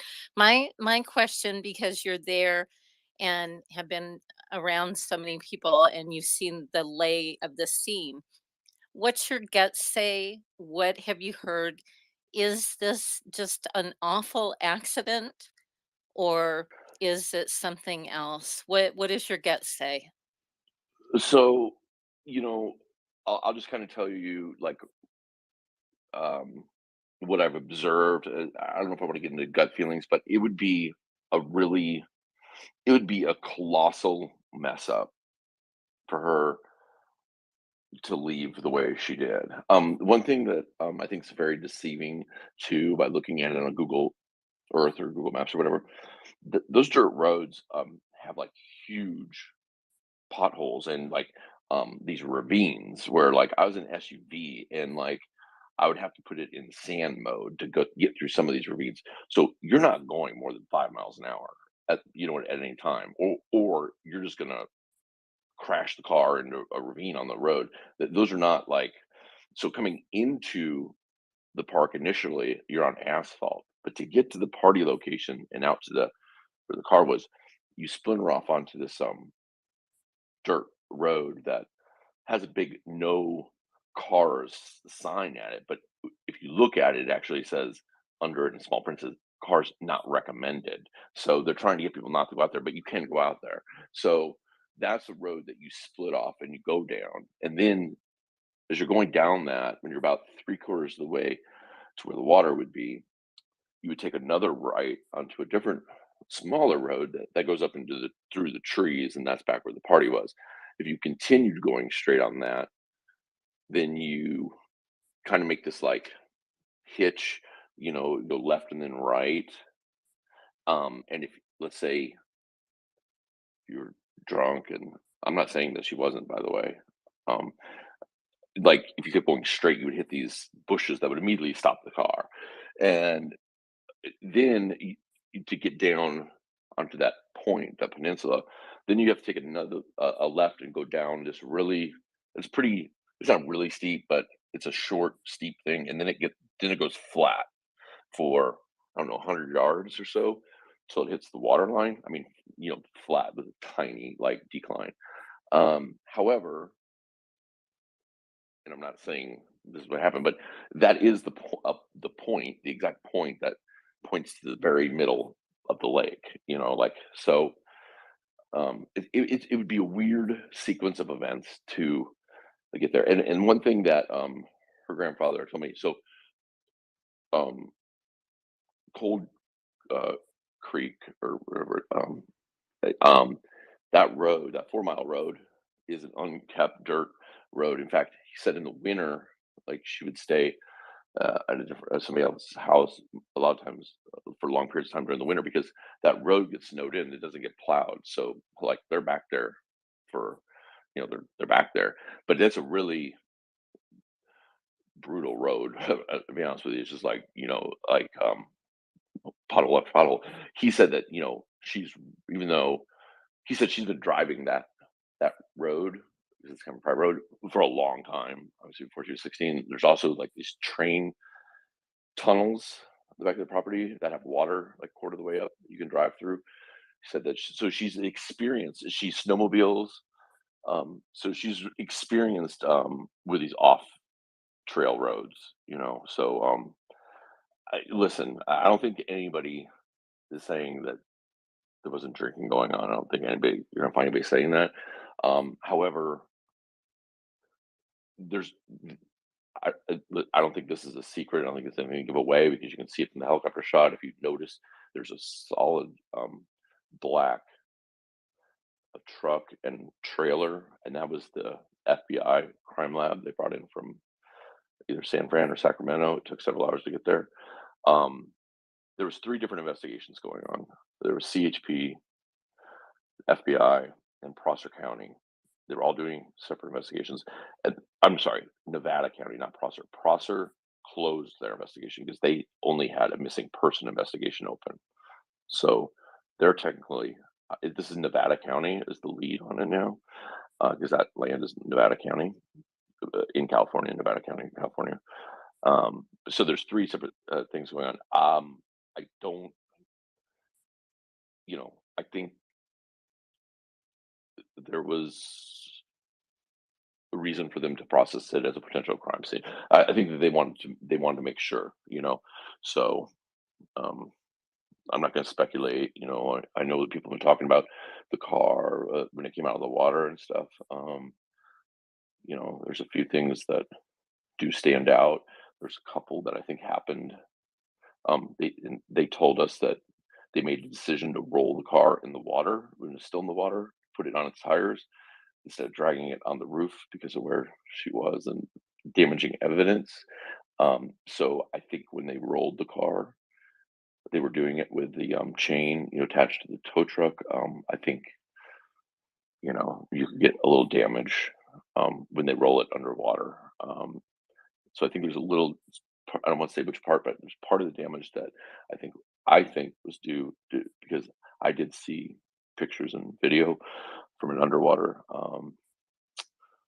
But there's questions that need to be answered, and they have. One thing I told them was like, do some research on, like, you got the best. You got the FBI and their car team. Like, you got the best of the best out there. Processing the car, and they were meticulous. And they told us, they said, if you're waiting to see the car, this is going to be a very, very, very slow process. We are not going to screw anything up. So they sent divers in and filmed everything before they even touched the car one time.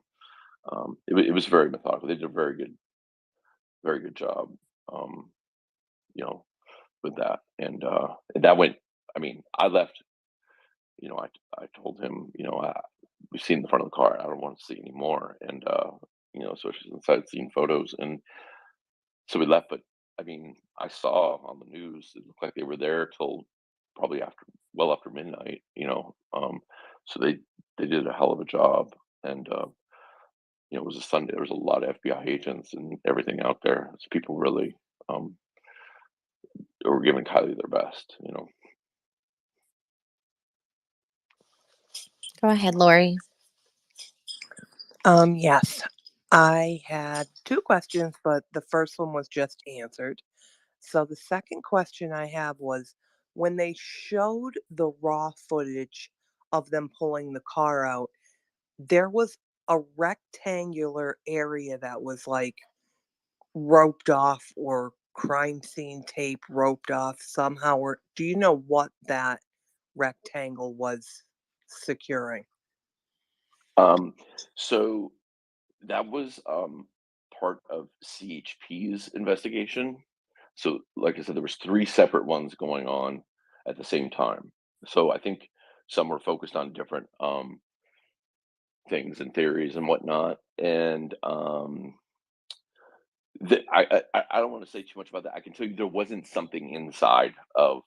In other words, there wasn't a physical piece of anything that was in there. I think that was more uh, an area where they think something could be like a critical injunction point.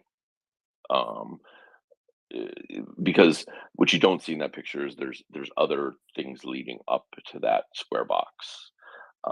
So I think that was more like a marker, because they were then they were photographing it and putting like measuring sticks and stuff, like you could see the height, because there's that drop off at the very end that goes into the water. And I think they were trying to get height, um, I don't know exactly what they're doing. I don't want to guess, but I could see they were holding measuring sticks and whatnot. And I think CHP has some really high tech, like um, angles of attack type of thing, when cars, do things or roll or whatever, you know. And so I think that was more of a area of significance. It was not a piece of like evidence that was found.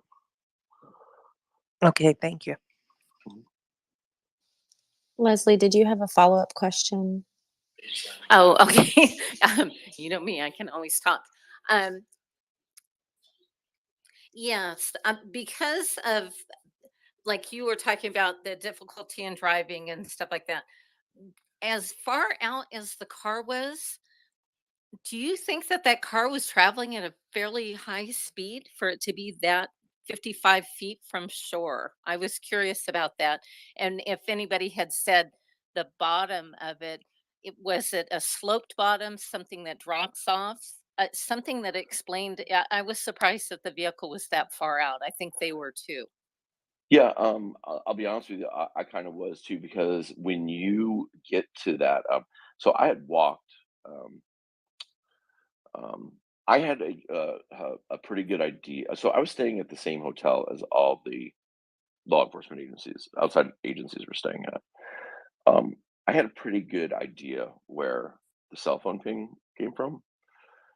It wasn't official. It wasn't official, but um, so if you notice, I don't know, for those that looked at the drone footage, I shot a lot of footage in that finger of water, like just to if you're looking at it from the shore where the buoy was with the car, just to the left of that, there's like this finger of water in it, and I shot a lot of footage over that, and so I can tell you I've walked that shoreline a lot, and I mean, you just hit points where you go basically to your knees, you sink. It's really like muddy and gooey, and so I was surprised that the car um, was that far out. And what I was really surprised at, because the first time I heard it, is when they said today during the press conference that the lake had dropped since the 5th, like they said between 1 and 3 feet, but that maybe I heard it wrong. But then he said, but that 1 or 3 feet of water drop could mean 15 or 20 feet of shoreline. Um, so if that's the case, that means the car went even further, and it also means that the area they marked off is kind of meaningless, I think. But so I don't know that kind of I don't and I don't know. I'm just thinking. I don't know what that if that was said properly when he said it dropped 1 to 3 feet, but then it was like that equals 15 to 20 feet of shoreline. You can tell. It's called trigonometry, buddy. Okay. Yeah, I failed that. All right. I failed that for sure. But yeah, so anyway, so if that's the truth, then that if there was an extra 15 or 20 feet of water, then it went even further, and also areas that they were exploring, I don't see how they were of significance because they would be 15 feet, you know. But I don't, you know, again, I don't know. They were not, I can tell you that they were not giving us details about the specifics of their investigation or what their theories were or anything like that. I have no inside information on that. I have some inside information because I've seen the vehicle before it was pulled out and whatnot. But I'm not going to give that out, obviously. But they didn't share anything. You know, they had a liaisons that were coming and checking on David because by this point Daniel had left to go on CHP and he wasn't allowed back in. So you know, besides that, they would come over. A head from each agency came over and introduce themselves, and they would take me aside and get all my information, my credentials, and then um, because I wasn't family and why I was there, and then but they wouldn't give us any like they didn't speculate. They listen. David had all those questions, like what happened? Did somebody do this? Did she accidentally do this? And they would just say we can't. One of the guys said we can't connect the dots until we collect the dots. Was exactly what he said. That makes sense to me. I think you're absolutely right about connecting the dots. It's kind of like the time when you accused Tyler, me of I being a swear to rapist. God, you are gone. Bye, Tyler. Okay. Sorry about that. I kind of knew it was going to happen, but Steve told me to No, invite him. Yeah, it's fine. I don't care. I mean, that just kind of shows like who's who. exactly. We do have some questions also for people that did not want to come up and speak. Let me just break that up for a minute. Somebody said that someone on Facebook posted screenshots of your drone footage saying they see the car. Is that actually where the car was? Okay, so I um I don't know which one they're talking about because I just recently or just in the last couple of hours saw another post, but it's from like the 20th that I had not seen before, but it was from Coldstream, and I was shocked. Obviously it wouldn't have anything to do with Kylie's case, but it looks like a car for sure. Um, I know there was some people talking about the one right on that point, and it's it's kind of convincing. Like I've seen people present it to me in different ways. It's about uh 30 feet probably from the actual location of the car, but there is a current. So the winds come through at about 30, I would say about 30 miles an hour at night. So there is a, I don't know what and I don't know what the bottom's like. I think it's really that like volcanic ash soot because like I said, I would sink so much, but I don't know if the car would move or I don't know if the whole bottom kind of moves around with it. And that could have been the car and it drifted more towards the center of the lake. Um, it I don't know, you start seeing things. I can't say. I know that people said that there was tips called into the tip line with the footage, and I they also aren't saying if they say that they follow up on everything, but they don't disclose if they think it's anything or not. So I don't know if that helped them get to that point out there or not. I have no idea. But I do appreciate everybody taking the time to scrub through that footage because I just was so tired at night and had getting ready for the next day.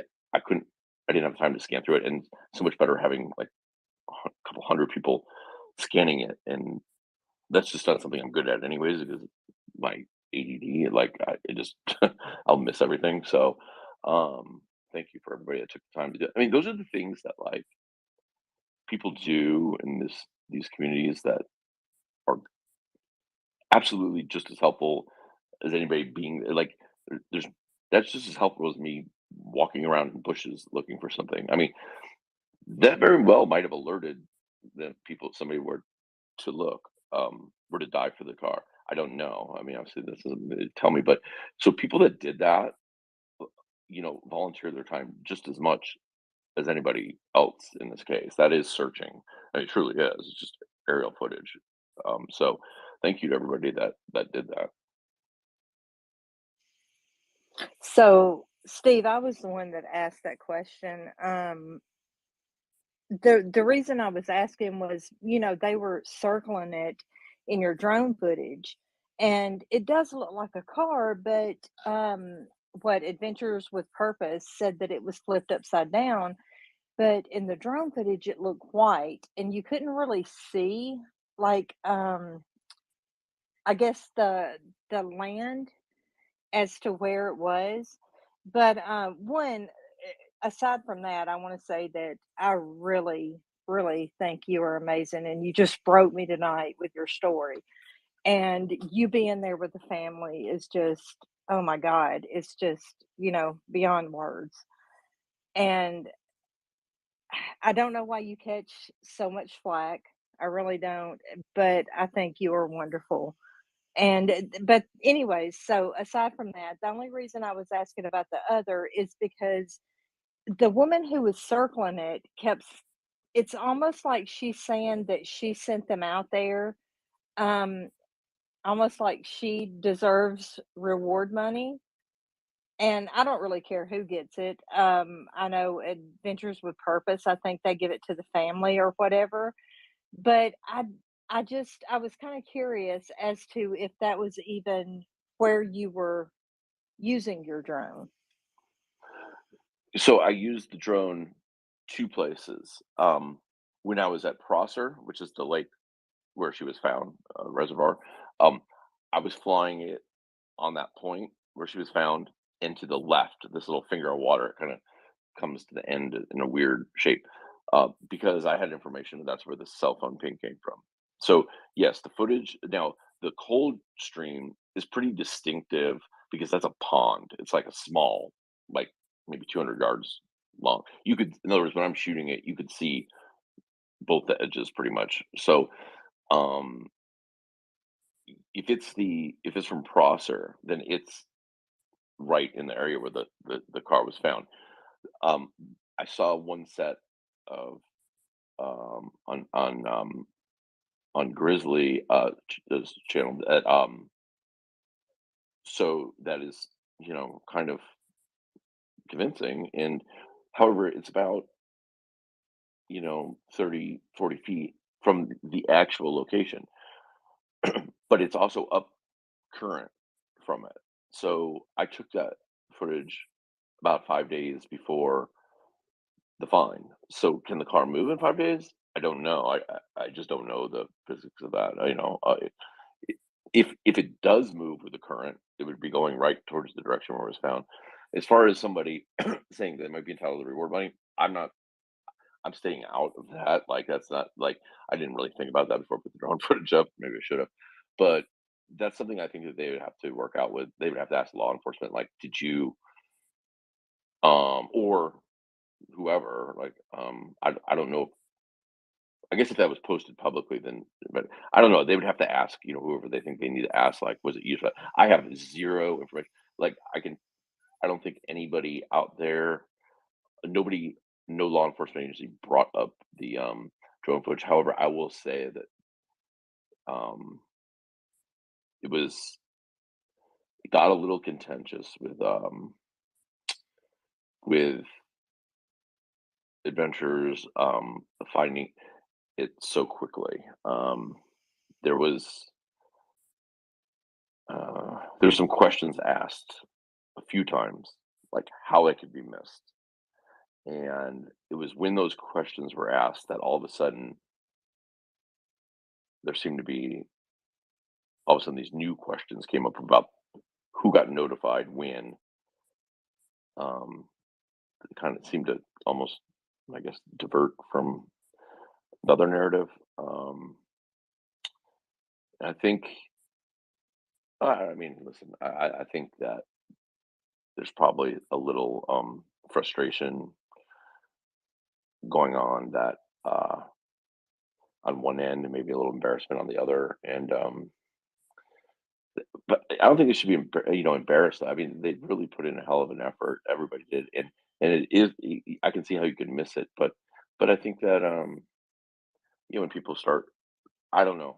I can understand why the family's frustrated. It took so long to find her. I can understand everybody's point in it. I really can, and I'm just staying out of the whole reward thing and everything.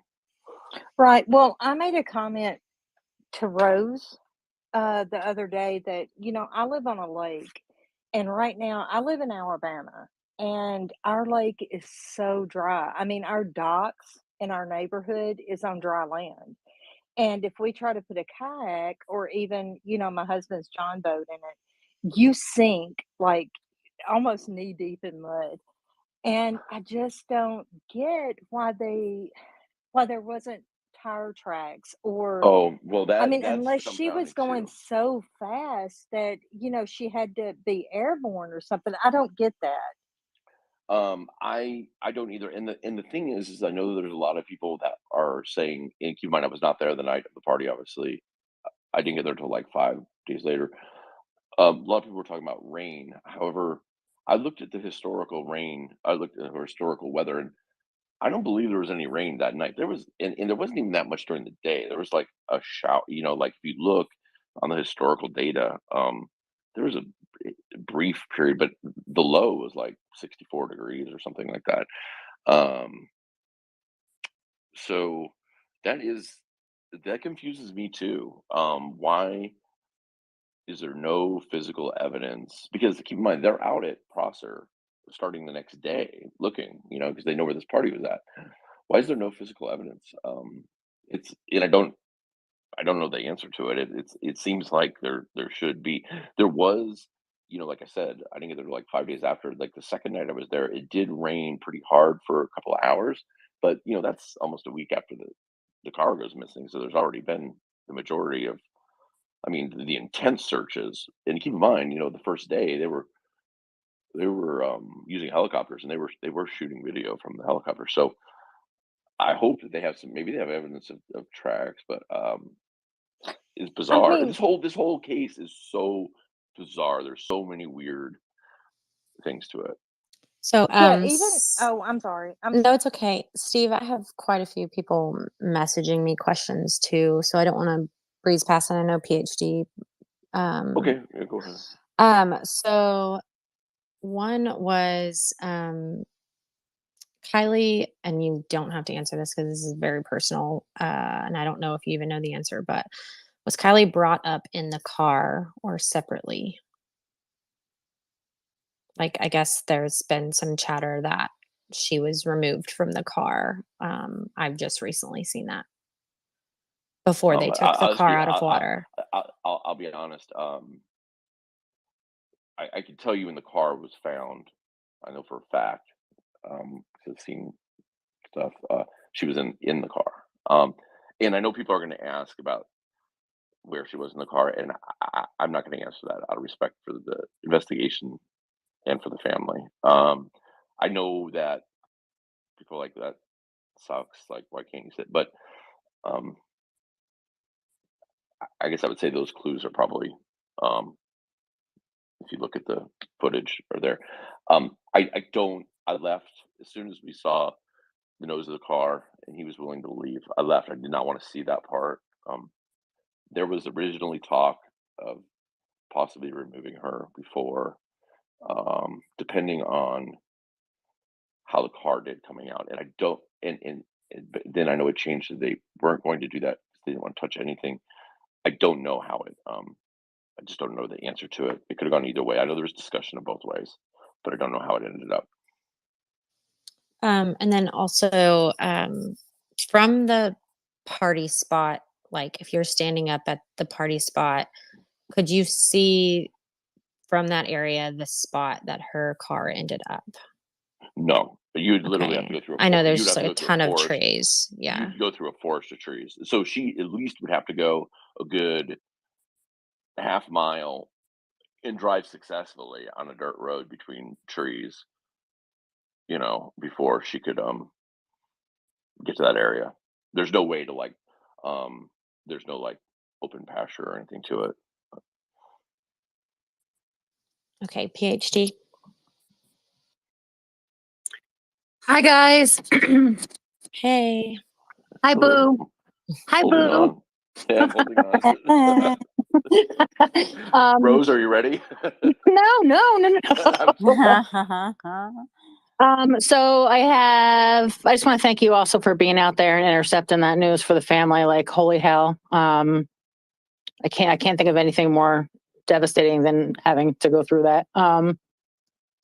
So my two questions are, and I want to make it really super clear that I'm not asking this question. I'm not asking you in any way, shape, or form to comment on anything that you were shown or like personally saw. And I appreciate you like protecting the integrity of the case by not answering those questions. Outside of that, though, I'm just curious if the family had made any comments to you at any point prior, to the vehicle and Kiely being found about how, was she like really super adamant about her seatbelt, like in the car, click it, and we'll answer that one first and then I'll ask my next one. I asked that specifically, and I don't think anybody knew the answer. Or I didn't get I didn't get a I will say by the time I asked that question, her father was already at the CHP building, so it was only to her grandfather who I didn't get any solid answer from. I did research that today to find out if that car has that one the buzzers or whatever that sound. And I also was trying to find out if it had a crash data recorder, which it appears that it does have a crash data recorder in the CRVs starting in 2012, and that was in 2013, if I remember right. Um, I never found out if it had the, the thing where you'll get the buzzer if you're not wearing a seatbelt. So I don't know. I did try to find that out though, but he just didn't know the answer. Okay, and second question. My ADHD was spiraling when you were giving the description of, I mean, what I would presume, and we don't know this, but like in my brain, I'm just thinking that she made a right instead of a left, out of the party. Well, okay, so I guess I have a third question, but when you were describing the landscape and the potholes and the road and the consistency of the earth, were you suggesting that, I guess, is there any point in the last however many feet, I suck at this, 100 feet, whatever, of roadway, is it impossible for her to get, based on your experience on that road, up to 15, 20, 30 miles per hour? So if you're talking about just that last 100 feet or so, when you get on that, what I'll call like a peninsula, which is kind of like the diamond point, where we're not right at the tip of it, that is relatively, that's almost shaped like a boat ramp. It's pretty hard packed. It's not the boat ramp. I don't want to screw people up, but that's the next like hill over. But yes, you could if you got down to that point. But the dirt roads leading to that and that lead to the party, those are not as straight as they look. So what they are is, this is this is the whole place is an ATV off-road recreational site. So they have these ATV offloading areas. So those are ATV trails, really. So they got these and people jump and stuff. So it's like that type of terrain. And so if you made it, I don't know how she would. I guess what confuses me is you'd be driving. So she obviously made it that far, and then I think that gets to be that solid dirt, that is flat dirt that leads to the water there. I just got to believe. I didn't go look at it at night, so I don't know the answer. But I got to believe that it's pretty. You can see that black. The water would be black. I don't know. It would be a colossal screw up. Could it happen? Of course. I mean, if there was psychedelics involved, and nobody has told me that. It's just that I've seen certain profiles, that have like the stuff with that. Like I guess anything could happen. It's just so confusing. Like, how do you go that far before something happens? Like, I would honestly would think that the car would have rolled in the ravines or potholes before, if you're if you're driving that carelessly. But I mean, this thing is a real weird case, and I think that's one of the reasons why they are doing it. They're treating it as they're treating it as a criminal investigation, not because they have proof of a crime, but just in case. They're just they're doing it to be safe, because I think everybody's stumped. I mean, I honestly did not think they were going to find that car in the water. I did not think the car was in the water. I thought that they cleared it. I was shocked where it was. I mean, that buoy in the pictures I saw, it looks even a little further out than it was. I mean, it was. I was there the day before, and there was a couple swimming with their dog right on top of the car. I mean, right on top of it the whole day. So it was right there, and I did not think that the car was going to be found in there. I thought that especially when there was the news that they had cleared the other lakes, and I was like, okay, it's just a matter of time, and then you know, bad news. Okay, final question. Sorry. I can't figure this out from pictures, but I got a sense of, you're driving down the road, and then on the right is the entrance to the party. It's like a long dirt road, it seems, that leads back into the middle of the woods. Where were all these cars parking for the party, though? Are they along the main dirt road, that little dirt road, or is there some kind of a lot back there near the woods? So, at the actual party location, so that road that goes back there, the whole way along that road, you would have no problem parking a car on each side. It's pretty open because the trees aren't super dense, so you'd have no problem parking a car all the way along the road. one on each side. And then when you got to the actual party location, now if you look at those pictures, there's only 20 or 30 people in that. Then it doesn't, you know, you could park a lot of cars in that party area. Plus, just on the other side of the road from the party area is kind of this like other like open area, and they were over there too. One thing I will say about the party location, it was really spread out. Like the first 3 days I spent searching, you find a lot of stuff out there. There was a lot of leftover stuff. So there was the main party location, but you could tell where people were like splintering off in groups and going. Some people had gone all the way down, had walked down the steep hill from there, which you'd have to go through the trees, so no cars went that way. But people went down to the water. I was told there was people down at the water. There was definitely people on the other side of the dirt road. Um, the stuff was spread for a good like block on each side, but the majority was at the there's this one area where you can tell there's like a barbecue grill at it even that's been left out there. So but there's no camping, so like the campgrounds are over by the boat ramp. This is like an ATV you know area. So, and this is just a road that this road actually can connect all the way back to the 89, and I did it one time. But and they did say that you know um you know people left that way and stuff, and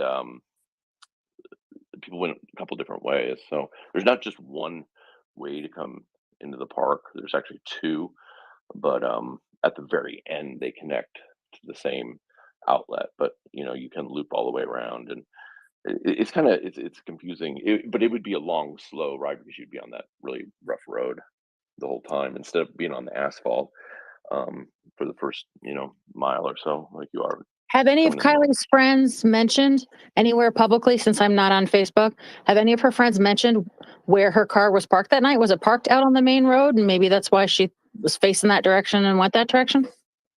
I have tried to get that same answer. I have been unsuccessful, and I know that at least the grandfather and father have not been able to get that answer either. That's something that was very much of interest to me and to them. I think they shockingly have.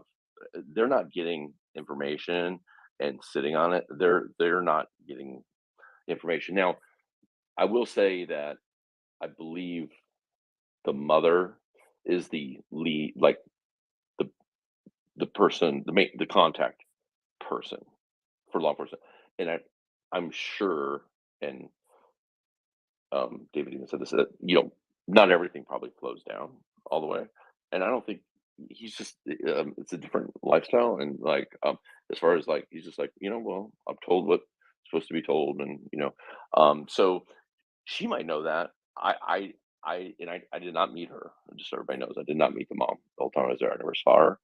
Um, so I don't know. I did try to get that information because I think that's a critical piece, like where she parked. I think it's got to be close to the main party area, just because they said they went back and forth to the car 2 times, I think now to charge their phones.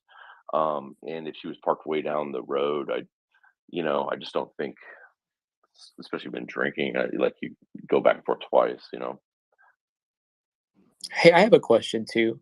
By the way, Steve, my Wait, name's wait, wait, Tyler. wait, wait. Tyler, We have we to gotta raise wait. hands. We Oh, have I'm so sorry. I It's just okay. hopped on. I wasn't sure how it works. I apologize. It's okay, Tyler. We have one more person before you, and then you can ask Thank your you. question. No problem. I was going to call on Courtney. Hey, you've been waiting patiently. Hi, everyone. Hi, Steve. Thanks for taking the time. I'm wondering the damage that we see to the car in the pictures, particularly like it seems like the driver's side window was broken, the mirror kind of hanging. Do you think that damage was done during the removal of the car or in some kind of accident prior to the car being found? Okay, so like I said, I saw some imagery for before law enforcement got there. The car was sitting in an awkward position. However, I do not think that and again, I can't be certain, but I do not think that the driver's side window was broken when it was. I think there's a chance that some damage was done because they did say they made the decision to roll the car underwater because they were afraid. Originally, they were gonna. They said they told us, and this isn't like inside information. They came over and told us how the process was going to be. They said they were going to just drag it up on its roof, remove her right at the shoreline, and pull it up. And then the FBI team got there, and things changed to things seemed to change a little bit. And then the decision was made that they thought it was safer to go ahead and roll the car with the divers. Um, they were having the tow truck driver like make some like jerking movements with the chain, and then the divers were um, rolling the vehicle.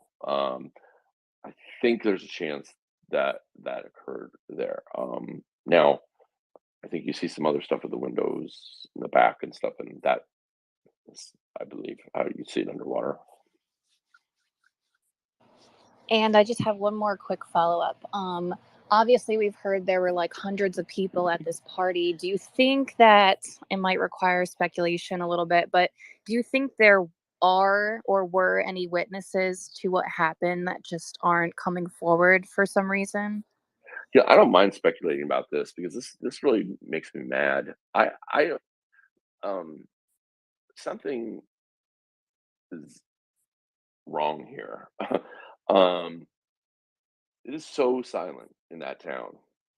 You can feel it. Like um I was there full days of searching. I think this happened on the seventh day. But I was there 6 full days searching. I never saw one of the friends or anybody searching or at the volunteer center. Both times I ever went to the volunteer center or anytime I drove by the volunteer center, there was not a person besides the volunteer who was manning the center working there. Um, it just seems like I don't know if it was a party I was at, whether I came with a person or not. I would have put in more than 5 or 6 days into this. It's eerily silent. Nobody seems to have been at this party. There's only these like 3 pictures that look like they're shot on film from the like Nirvana uh, timeline. Something is very odd. I don't know how you get that many people to remain silent. I understand that. Okay, so at that time, but we're told, and this is a public statement. We're told that when she calls at the 12:36 after the last ping, somehow, she can hear she's still at the party because all the people in the background. So where are those people? Like, y- like it's- she's lived there her whole life. People knew who she was. I know she was a couple years age difference, but um, she didn't stay there completely by herself without knowing a single person. I wouldn't think. I mean, something is just very like we need some. It's really frustrating to spend time out there searching for somebody, especially when they come up deceased and nobody is saying anything. And listen, and this is speculation. Like I mean, you're dealing with the best of the best now. You're dealing with FBI and the card team. So, like, listen, there is, and now they have the car, and I have no idea if the phone was in there or not. That's not something they tell me, and I honestly have no idea. I'll bet you it was if I'm, and so those people that do know if they know something, law enforcement knows you know something now. Now you're really got yourself in a jam, I think. But I don't know. Maybe she just was following some cars out of there and went the other way too. Maybe nobody did see her. I just find that hard to believe, but this could be a freak accident because I also don't know how you get 18-year-olds to stay on a conspiracy theory script for this long either. To shut people up, especially when there's a $75,000 reward plus a Hellcat. I mean, that's like might as well be $1 billion to a 17-year-old. Um, so it's it's a mystery. Just one last thing, if I may. I've seen a lot on social media about her calling one particular friend, and there was some arrangement to drive that friend home. Did the family or anyone ever confirm that to you, or is that like in fact, is that a fact? Calling a friend, like calling a different, like, to drive her home, did you say? Yeah, I saw a friend had spoken out and said that she called her to Kylie had called the friend and said, are you doing okay? Can I give you a ride home? And the Oh, friend in an interview had said she had sounded too intoxicated, so she decided to get a ride with someone else or something like that. right. So that's the girl that was going. That's her friend that originally they were going to, yeah, ride home together, and um, then Kylie apparently sends the text asking if she can extend her curfew because they want to stay later at the party, even though it was a super scary party. And then they leave the car after that text, and then that girl decides that she's too, I think, inebriated was the exact word. So she finds a different ride home, tells Kylie she's leaving, and like 5 or 6 minutes after she leaves, Kylie apparently calls her 3 minutes after the phone last cell ping. Somehow she calls her and says, "Oh, hey, do you still need a ride home?" She says, "No, I already told you that. I got another ride home," and she had left. So I don't know. It's bizarre. I think like there need that those need to be really worked out. Like what the real. I understand that these are kids and um, there's a lot going on and stressful situation, but those are such critical, you know, points of what should be fact, like to know, by investigators, to put this, puzzle together. Right. Thanks so much for your insight, Steve. Appreciate it. Sure.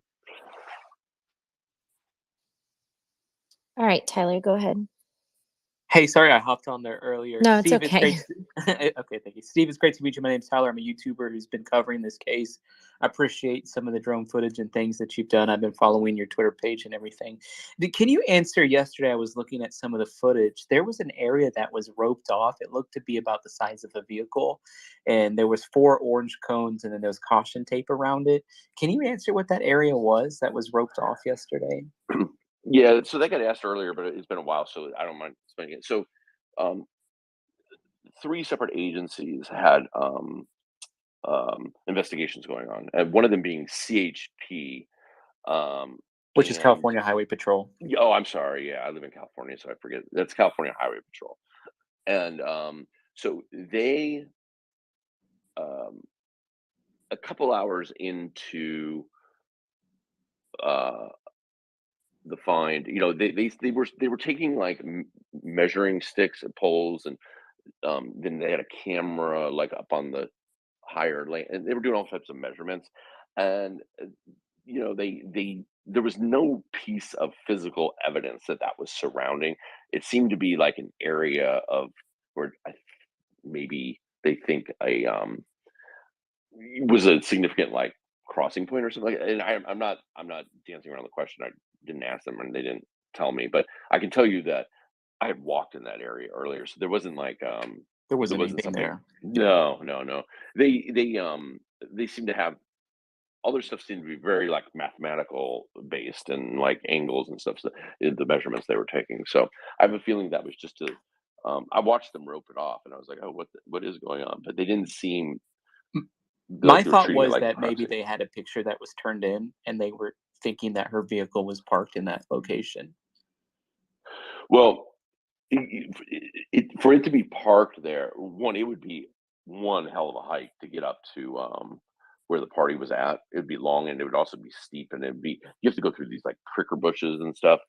Um, so I can tell you that there was some like other outside of that box that what you can't see in the photo is there's some other like indicators leading up to it up. So I think that's the spot where they think that maybe like there's an inflection point or something like that. I again, in what we heard at the press conference today is that the lake is dropped 1 to 3 feet So they said there was actually another like 15 feet of shoreline at that point. So if that's the case, then I don't see how that's underwater. So I don't even know how it's a significant area. But I'm not going to question CHP either. It didn't make much sense to me, but I don't know the answer, like exactly what it was. But besides, I can tell you there was nothing physical in there. Do you know when they pulled the vehicle out of the water, was it in neutral or drive? I don't know. That was my very first question actually to Adventures of the Purpose, and they did not check that. If if you see the underwater stuff, which I mean nobody will see, but I mean there's visibility, but for a diver, but it's not like it's substantial. So they didn't. The car was in a weird position, and so they didn't know. That was the first thing I asked in front of her dad and grandfather. I said, was it in neutral? And they didn't know. So it's good. That's probably the primary thing I would like to know. It seemed like today in that press conference, law enforcement was upset at Adventures with Purpose. Can you help me understand that? So there was some frustration out there. It was obvious. Well, okay. So first of all, about an hour in, Adventures with Purpose moved their equipment out, but I think the family, rightfully so, is like has some questions, like how is the car right there? Yeah. Like how is it right there? And like because they were told, at least it was told to me, but they were told that this area has like been officially swept and it's clear, and like they were dialing back the investigation. So had Investors with Purpose not come, who knows what happened with this case? And then there was, it was said, it was like, how in 30 minutes is this car found?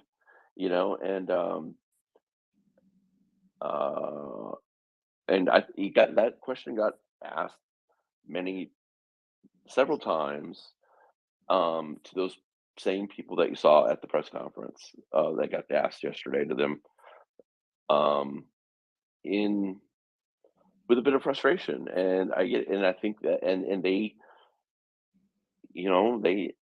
they said, like, well, we need to learn how Adventures with Purpose, what their technique was to find it that quick.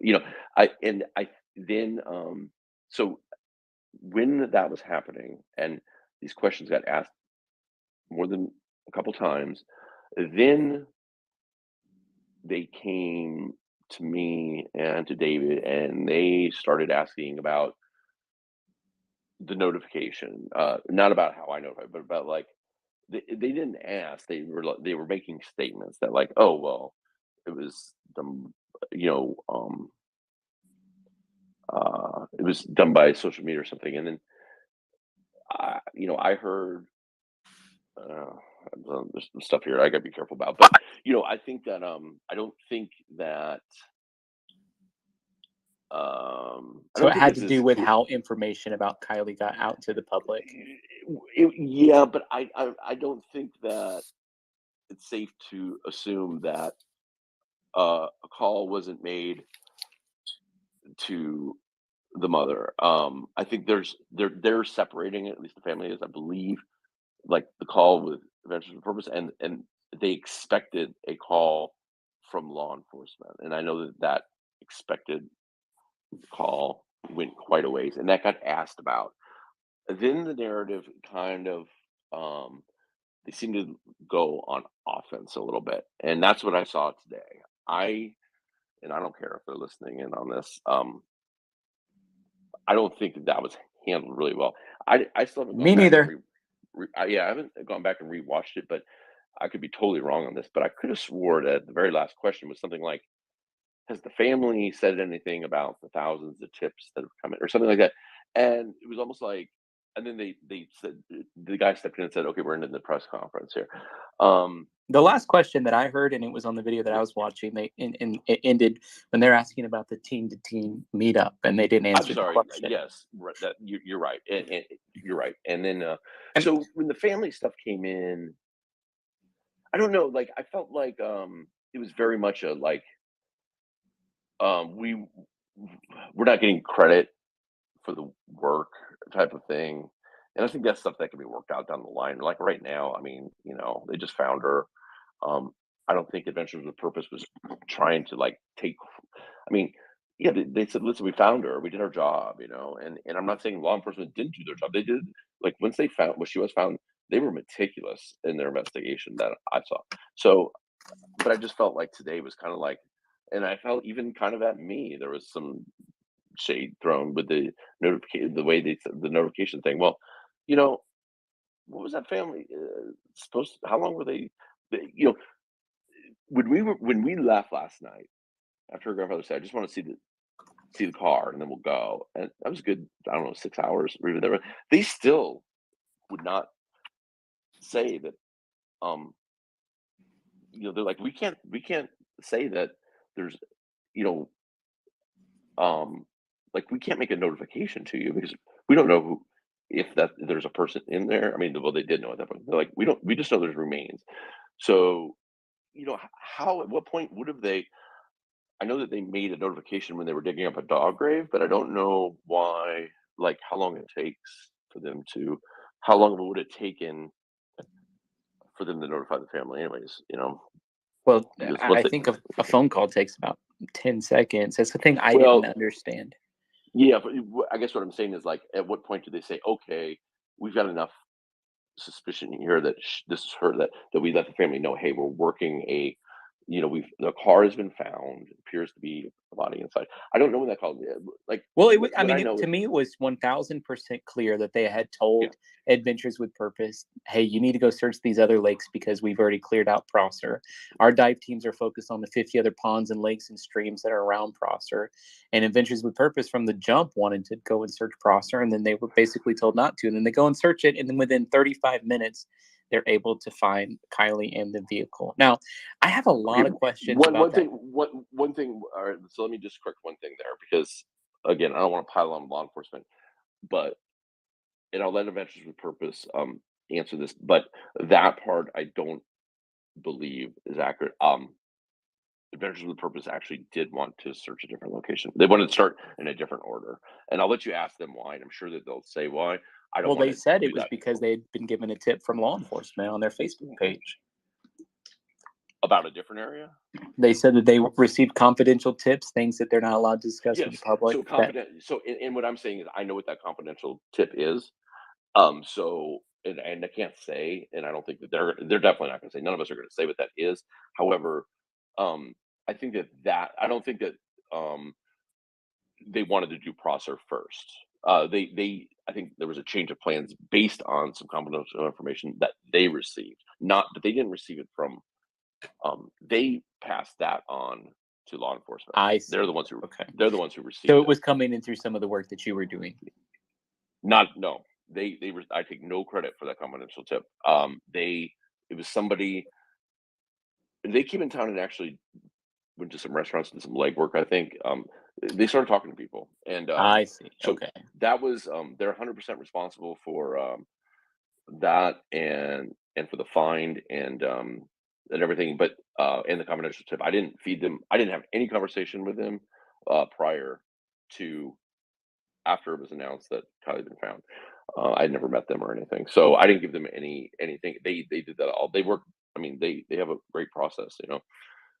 Oh yeah, they're very thorough. There's one more thing that I wanted to touch base with you on, and there's so many other YouTubers like me that are covering this case, and honestly, they were all going after different teenagers in this and painting them as victims, and I was standing up for the teenagers. I felt like I was a lone man out there on my own little island, sticking up for teenagers who have never had to deal with loss in a peer situation before, and were having to process that.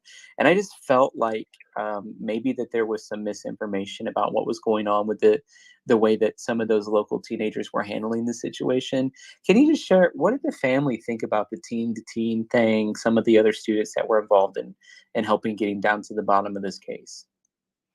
So again, I never met the mom, but I saw her statements on the news that she seemed very supportive of them. I think that myself included, and also um, the family members that I did meet. I think there's definitely no accusations or anything, but it was like, listen, if you, we need this. Keep in mind, this is before she was found by Adventures with Purpose. But we were like, listen, somebody saw something or heard something. It's like, and you really can say anonymous. So, in other words, but they had these, not even the teen to teen meetings. I'm talking about like they had, I think they had lines set up where you could anonymously text or you could call, and I, but maybe it is just a weird situation happened out there because I don't think you can keep that many people quiet.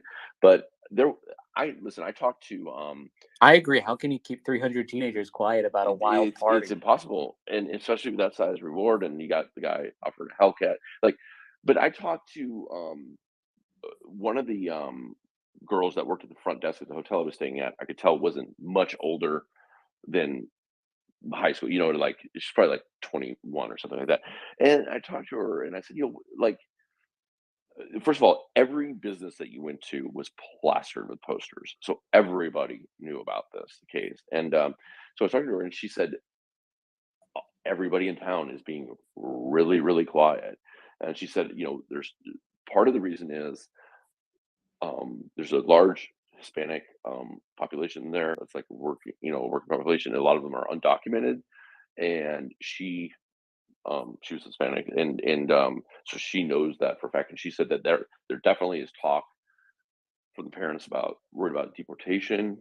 And then I heard from another person that I talked to that had kids around that age, and they said that there was definitely talk around the parents of other kids that they were afraid about them losing their college commitments, you know, their conditional commitments or whatever, to if they were in any way wrapped up in it. I think it turned into a bigger. It's not like 200 people, you know, came up with a scheme to get her in the water. You know what I mean? Like if somebody's responsible, it's one or two people. If somebody's responsible besides her, which is a big if. But the other people, there's no reason not to speak up, you know. So that's really, it is frustrating. I gotta say, you have to be like, come on. I mean, this is a human being we're looking for that could possibly still be alive if she's like in the trees somewhere.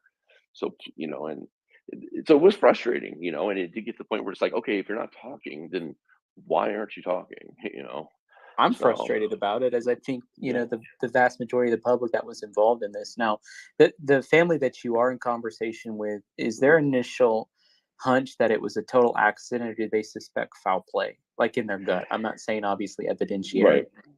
Right. I mean, I'm being totally honest when I say this. They kept asking me, like, "What are your?" They have no idea. I mean, and neither do. That's what I tell. I mean, like, they're like, You've worked around a lot of these. Like, what? Like, tell us, like, what could?"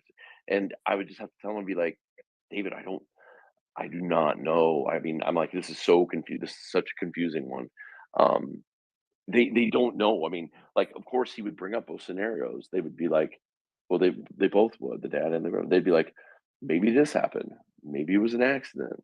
Maybe it wasn't an accident. Maybe, you know, like, um, maybe she just got messed up and took a wrong turn. Maybe this, you know, or like every scenario was talked about, but nobody was like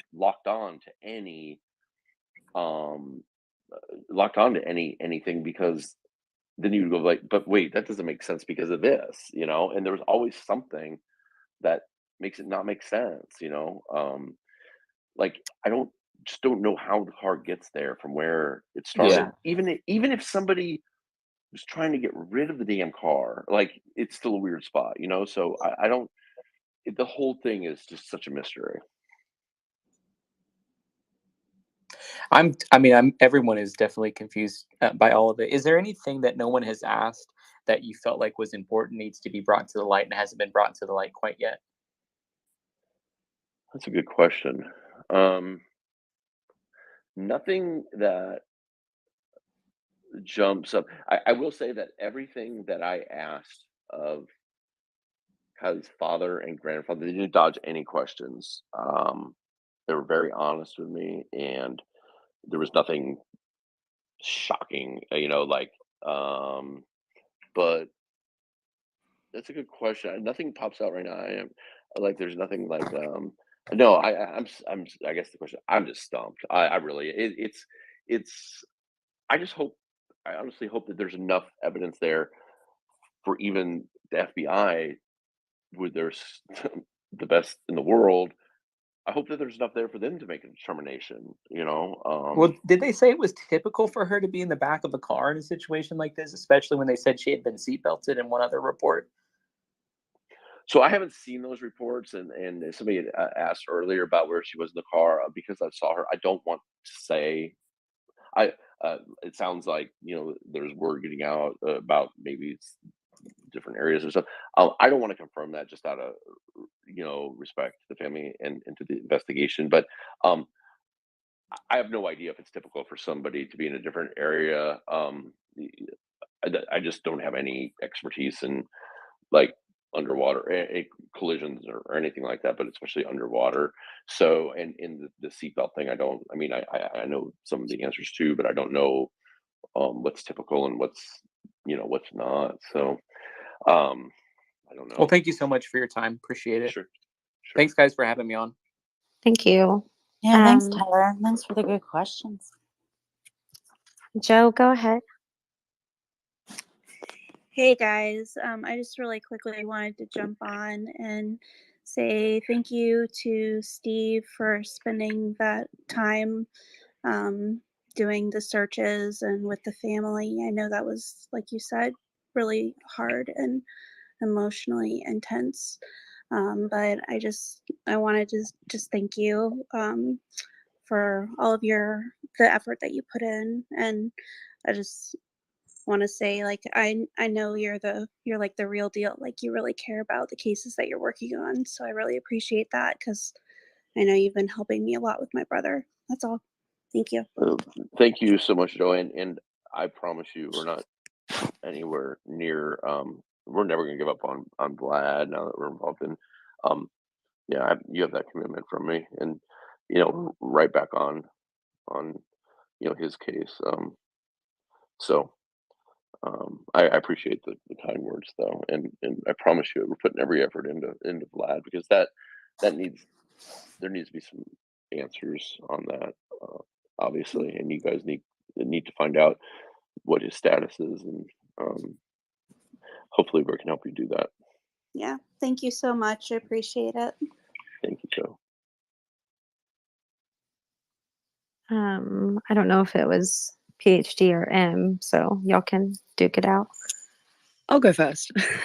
I unmuted. So I did just want to say, based on the Adventures with Purpose Facebook post, like the original post, it does seem like the first thing they said was parent notified, singular, and then less than a minute, like pretty much a minute later, they changed it to family notified. So I think it's pretty safe to assume that they called Kiely's mother first, and that's kind of where the miscommunication started, because you can go in on Facebook and see all of the edit history, and I can see it. At first, it originally said parent notified, and then it says family. So that's probably what happened there. Okay, so that would make sense, because when I was notified by DX of the news, and I had to inform them, we were, from the time I told them to the time that we were at Adventures with Purpose, was no more than 60 to 90 seconds, because we were close. And like I said, we went rushing down there. The father was on a quad runner. He went flying down there, and they all came running. Yeah, of course. I can imagine. Like, stop, because they thought, I think because of the social media post. And then I was like, it's the family, and they were like, oh, okay. So then I know that they have some people there that I think are like communications or whatever, or PR. So maybe once they learned that was the father and the grandfather, maybe they changed that. I honestly have no information on that. I'm just speculating, but that would kind of make sense where maybe that confusion came in, where they changed it, because then they have notified, Well, Yeah, it was a very quick change, and there's a lot of very quick changes. Like, there's another edit at 5:34, so that's just 4 minutes later. another one 3 minutes after that. So they were constantly editing. So I think it was probably Well, just okay. their PR So, team maybe So making a I bad call. well, so I there could because jump in on yeah, go ahead. timeline. So they posted it probably at least 15 minutes before I even saw it. Oh, okay, I didn't know And that. so if there was a minute between the first edit and the first post, like it definitely wasn't because of me calling you and letting you know. So, and that's how I kind of knew, like, of course I was going to call you. I talked to you like 25 minutes prior Uh-huh. and I hadn't heard anything from you. So I was like, I don't think there's no way they know. And Right. so that was the most concerning part is the family notified part in it, and I So knew y'all didn't so know. you're saying the edit, you guys are saying that the edit 1 or 2 minutes later was from the original, because I didn't realize that much time that they had posted that long before we found out. Yeah, so the original one was we just found Kiely. Car is upside down and only 14 feet of water. We have confirmed Kiely is inside. Parent notified. Law enforcement on the way. And then a minute later, they changed it to family notified. And then again, they added 4 minutes later, they added Prosser Lake, only a few hundred yards from the campground. And then they took that out. And then the final edit that I can see was them saying, like, we'll be on scene the rest of the day. So it seems like maybe it was just like a miscommunication and they were just kind of updating as because it seems like they added the location and then took it back again. So Gotcha. I think it was So probably they were worried about giving away too much, maybe, or something. I can tell you from the timestamp of my phone that DX called me at 2:48 Pacific time and 2:48, and it's like a 40-second phone call, so it's not long. 2:48 is when I find out. I had talked to her. I texted her at 2:40, or texted at 2:40. No, I'm sorry. That's I guess it was 2:19. Yeah, we talked on the 2:19, phone at 2:19. So it was 2:19. actually 20, Yes. but at 2:48, so I had already gotten the info. That's why we were about to head up I had gotten the photos and stuff. At 2:48, I get the incoming call from DX, which I had answered on speaker before, but this time did not answer on speaker. And I think that was the first thing you asked me, like, "Are you on speaker?" If I remember right. And so 2:48 is the first I have any idea that it's been found. Okay, well, So the post is from the screenshot is from someone who's in Eastern Standard Time, I believe. okay, yeah. But it says the original post was 5:29 p.m., so that would be Eastern Time. And So then so it's So it was already going about on 20 minutes. Yeah. 21 and then the minutes. edit is a minute after that. So pretty quick edits. Like the edits it's done editing by like 6 p.m. So between 5:29 and 6 Eastern Standard Time, they made 5 edits to that post. Okay. So it sounds like quite a bit. I didn't realize 21 minutes had gone on before we found out. So yeah, so I don't think anything, was done maliciously. I mean, I definitely don't, but I can tell you, like, I don't even have Mr. Robinson's or her grandfather's um phone number. I don't know if he has one, to be honest. I have his email. Like, so I don't know what contact information that they would exactly have. I don't know when they called police. I will tell you that I went through Scanner, to try and see if I could see if anything was called in Scanner. Or I didn't find anything yet, but I don't know. Like, this was all kind of news to me. Like, when I heard, like, when I came back yesterday, I really wasn't checking Twitter at all. I was like really just kind of devastated, or I still am. But yesterday, and then driving back, I got home at like 6:30 this morning, and then I saw this kind of like this talk about notification, and like I should have never notified the father and the grandfather, and I was like, so I had no idea what was going on. 21 minutes. I don't know what their eventual purpose process is. I can tell you that I think the family is very grateful for them, but I don't want to speak like um for them. But I mean, they did. It was very clear. They made it very clear to them. They were so grateful, but I don't know if this was like botched or whatever. I just know when I got the information, and it was that she had been found, and it was her in the car, and I didn't feel I had any choice except to tell them. I thought it was the right thing to do because I did. Yeah, You of could course, see, of course. you could see you could see people like coming down from the campground. So like people were starting. You could see them on the ridge line, and by the end of within an hour, there was 500 people up there. Cameras and stuff. So obviously it's gotten out on social media, and of course, like if I have that information, I can't sit on that. It's like, hey, if there's an article out there that says it's confirmed, what am I supposed to do? Call 911 and be like, I need you to Yeah, come of out here and course, of do a course. notification? Like, Yeah. so I mean, yeah, but yeah, so that was news to me, like what you just told me. So I didn't know that much time, but it was that much earlier, which is bizarre because we're literally that means that we were So standing there for it was 20 what, minutes. 20 minutes before you found out? Sounds like it. I mean, at 2:48 is the incoming call. 2:48 Pacific time, so 5:48 Eastern. Is the incoming call from DX telling me? So that Okay, means yeah. I tell them at like 2:49. Yeah, so the original post is 5:29 Eastern. So yeah, So it's jeez. I mean, 2:29. yes, yeah. There you go. Law enforcement said during the presser today that, that they found out from social media. So that was interesting. Yeah. I mean, so here's one thing though, is that was Nevada County at the presser today, and not Placer County, who we've seen in all the other ones, because Kiely lived in Placer County, so she was a missing person out of Placer County. They found her in Nevada County, so Nevada County took it over last night. Placer County technically closed there, or it'll technically be closed upon official um, um, determination that it's her.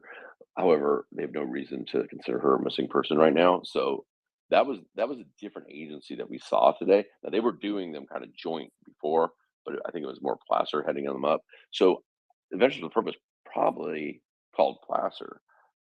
They probably called the non-emergency line at Placer, and that's just what I'm guessing. I have not asked anybody, but like if I was out there, if I was out searching like I was, and I had run across her, I would have called Placer because I didn't know that reservoir is Nevada County.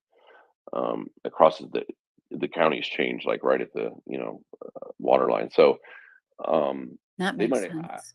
Yeah, I would if I was trying to figure that out, I would call Placer County and find out when they got a call.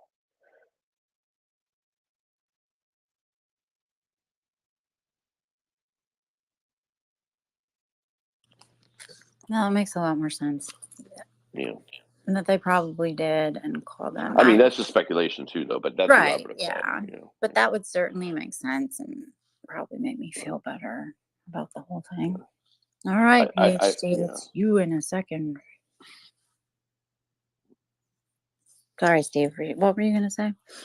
No, I was just gonna say I think that's why we didn't see the public information officer. I saw some people like some chatter about that, and I think I'm pretty sure she was from Placer County, the one who was doing the press conferences before.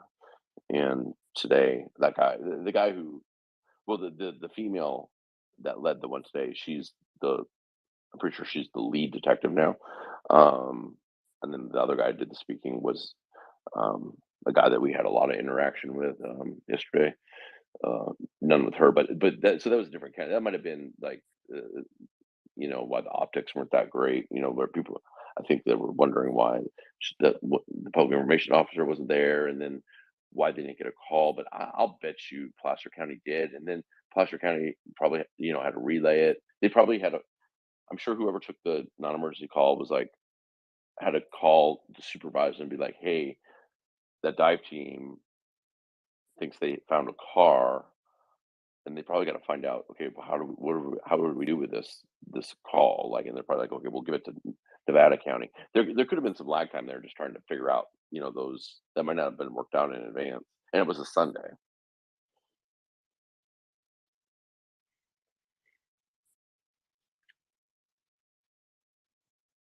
Go ahead, PhD.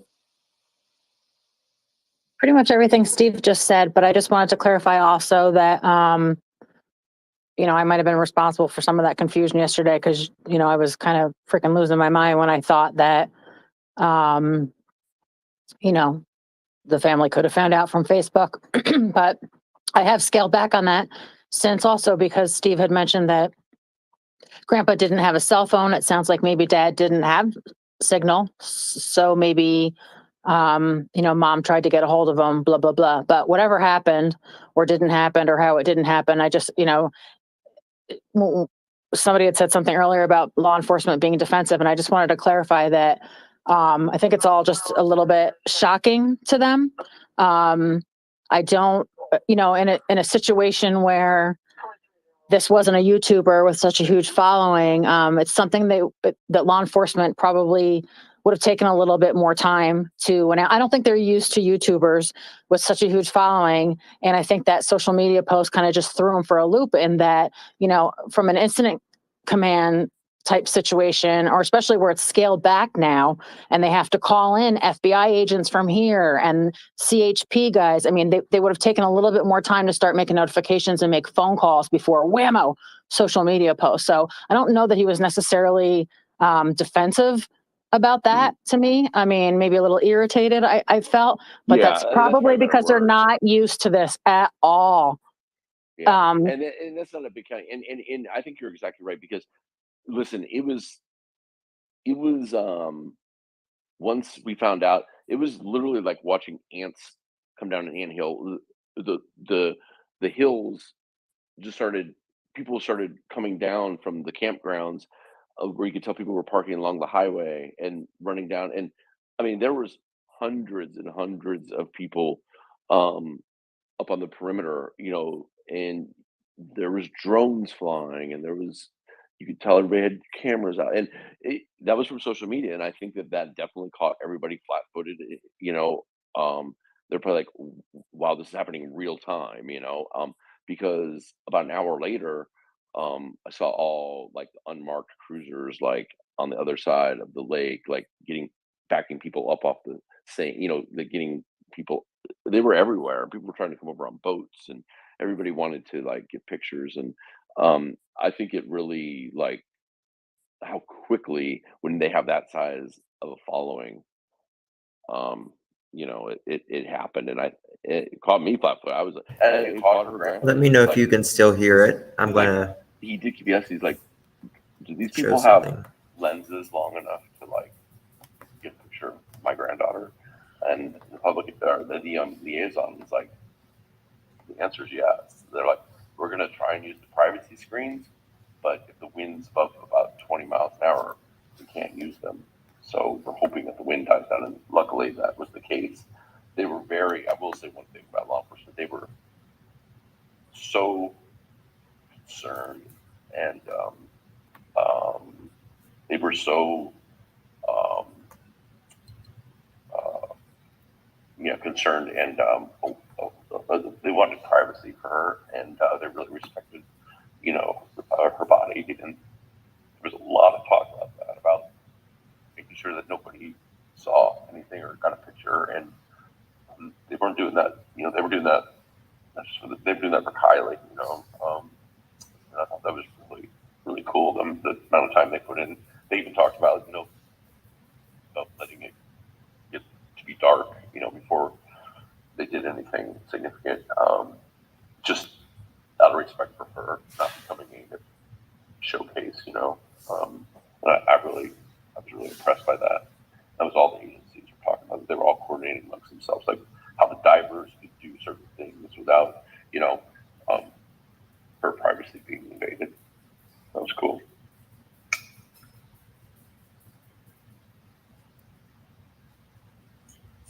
All right. Leslie, you've been waiting patiently. Thanks. One thing I think I saw reporter Ben Marchant, right? One of the things I think that might have created some tension between Adventures with Purpose and law enforcement was that Adventures with Purpose, when they were asked by reporters, did law enforcement have the same equipment like the sonar they said yes, and maybe that upset them too, because reporters are trying to stir the turd on that, so to speak. The question I have is the boat ramp. I'm going back again to the mud. I lived on the beach. I've seen people lose their cars, and it was rocky beach, not really, really muddy, but they got stuck, right? The boat ramp, right? Is that concrete? And of course, then it would be steep, which means the car could, at a relatively decent speed, go down that, get in the water far enough, right? Is that anywhere remotely where her car ended up? And if that's the case, that would indicate some form of premeditation. And something else, her boyfriend's tweet that I saw today, or message that somebody had retweeted, there was a hint of perhaps a suicide pact. Did anybody get that impression? And also, her best friend was on the news recently, and she emphasized how much they had been looking for her. And you said that you didn't feel like that was the case. And so I don't know. I'm with y'all. I think it's all very, very bizarre, and there are lots of questions. And so I'm just throwing out a bunch of stuff, and I'm going to shut up now. Yeah, no problem. And so, like, if we can, like, after this, maybe just go one or two more questions, DX, just because I'm kind of like mentally shot. I don't want to misspeak, but so to answer your question, the boat ramp is nowhere. It is near. So the boat ramp, there's that body of land which is called the Prosser family picnic area or something like that. You go over that body of land, and then that's the boat ramp. It's kind of shaped like the area she was found, but it's a whole piece of land over. So there's no way that comes into play. And then as far as those tweets go, I haven't seen them, to be honest with you. I don't know. I know there's a lot of speculation out there, and the thing is, there's gonna be until that we get. That's one of the things that's always so frustrating. Is I know they got to keep things close to the vest, but like, I don't know. Like, if they're definitely, the toxicology report's going to be important. Listen, I think like it's probably safe to assume that it's not going to be clean. So, like, if something doesn't happen here pretty quick, then my gut tells me then it's probably going to be like accidental. I think if it's foul play, I think that they probably already have. They're pretty close to a case. You know what I mean? I don't think you got to wait for a toxicology report. I could be wrong, but so um, I I don't know. Like, those tweets that you're talking about, and people speculating about um, you know, there's probably nothing to it, but I haven't seen. I don't know. The whole case is so bizarre. It's total guess, but like I think you gotta give people benefit of the doubt right now, and just assume that some not great decisions were made as far as like I think it did. Listen, I was very public about the fact that I was really frustrated that maybe they were in different areas, but um, I didn't see any friend searching. I was told directly by a family member that one of the people had left town temporarily, and they might be back now. But so I was frustrated because I didn't see until she was found. The 6 days I searched, I didn't see a single helicopter the whole time until the day she was found, and I didn't. I ran across one. I ran across two other guys the whole time I was there that were searching, and now they could be other places, but every time I went by the volunteer center, uh, there's never anybody there either. And then Friday, they broke down the volunteer center. They took the trailer out. We closed it up. So I just felt like it was like we were closing the the door on her. And I made some posts saying like, get out here. You know, you're her friends. Like, she got left at this party. Get out here. You know, like, there needs to be some accountability. She's 16 years old. Um, and I still have that frustration. You know, I understand this might be a mental, warfare on them, but um, it's not about them or us or anything right now. It's about Kylie, and I think I just would like to see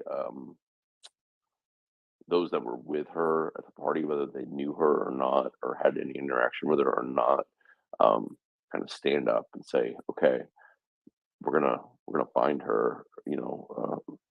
But it just seemed very quiet, and uh, when the cameras were around at the beginning, it seemed like there was a lot of people, but it seemed like Yes. after that concert, it seemed like things. Yeah, I don't know. I just I wanted to find her alive, and it's just a big blow, just a gut punch. I mean, not me personally find her alive. I wanted her to be found alive. Yeah. And I do think that her friends, whether anybody's guilty of foul play or not, and it would of course only be one or a couple of them if that was the case, they have to live with the guilt for the rest of their lives just because, they left her at that party. And I mean, they'll always be questioning themselves, and part of me just really feels like that's good enough. I mean, there's nothing that the public can say, there's nothing anybody else can say that's going to make them feel any worse. And everybody already harassed those kids enough, and I just feel like it's time to leave them alone. No, I get it, but I mean, I also, Not you, like, everybody no, on no, I know, but on the other side, I get, I see both sides, but the other side, I'm like, what about Kylie lost her life? I understand, like, if this is an accident, she's the one who made the decision to do it. But, like, I don't know, we all got to look out for each other a little bit. I'm not blaming it on any of them either. I was just frustrated, like, um, because I got there on Sunday, and so it had been 6 days, and it seemed like everything stopped over 6 days, and then it really stopped the next Friday because they broke the trailer down. And I was like, this case is going cold. If Adventures with Purpose didn't show up, this case would have gone cold. I have no doubt about it. They went to find the car. Yeah, and like you said, I do feel like when the camera stopped rolling, a lot of that just disappeared, and that made me really sad. Yeah, it is. But I don't know. At least I mean, it's a horrible outcome, but at least there was an outcome. I do wish that the general public would. I mean, they're definitely guilty of being crappy friends, but I do wish people would not harass them and stalk them on social media. I mean, that's what I'm talking about. It's just Yeah, unfortunate. I get it. You know. I get it. I get it. I think I don't know, some statements of apology or something might go a long ways, but I have no idea. Like, because I don't know who was even there. I mean, I really don't. There's like one person that I'm pretty sure was. I don't know who was at the party and who wasn't. It's just there's not enough, at least for the public. I'm sure law enforcement knows way more. Um, I think cell phones and cell towers and the car now. The car has a crash data recorder. Don't have timestamps. They have a lot of answers, I'm sure. And but as a member of the general public, um, it's kind of like what who was their party? I mean, there was. I've seen the evidence of it, but I'm just like, I don't know. It's all very baffling. With that, I think I am shot. Yeah. Well, thank you so much for spending over 2 hours answering everybody's questions. And we appreciate you so much. And I appreciate, everyone that helped try to find Kylie. I mean, everyone here probably at least retweeted or shared a flyer or tried to submit ideas. So Exactly. I mean, every little thing every little matters. thing, every just like encouragement for the family, and like, I mean, it helps them mentally, like just every little thing. It's just the negative stuff does damage. But just one last thing I want to say is like, I did not, come in here. I have uh, no authority to speak on behalf of Adventures of the Purpose or the uh, Mr. Robinson or her father. It was just my experience, what I saw, and I hope I kept like very personal details out of it. But I do think that when there is a call for help to the public, that there's also some answers to the people who retweeted, the people who scanned drone footage, the people who um uh retweeted flyers or whatever. I think those people deserve to kind of know what's happening too, at least like from what I know, without hurting the integrity of the investigation. And I wanted to clear some things up because um the fact is there's people trying to spin some things to make it look like I did something malicious when I didn't, because they've got another uh fight with me, and they should take that up with me and not use any victim's name as a platform to get that word out there. And so I hope that the only reason I really wanted to do this tonight was really because um for families seeing any of this, I felt like the only way to square it up was to let everybody know, hey, this is the way it really went down. And I hope the family is not upset like, oh, you gave away too much information. But I've seen this before, what certain people can do, and they don't care about that person, and they will use that name. So I think the more people that have the truth, and I believe these are verifiable facts, if people need to verify it, then like I said, the FBI, everybody's got all my information. They know exactly who I am, what capacity I was there, what licenses I have and don't have. Um, so it's that, um, let's leave Kylie out of it, I guess. And that's it. Yeah, and I feel like during cases like this, everybody's emotions run really, really high.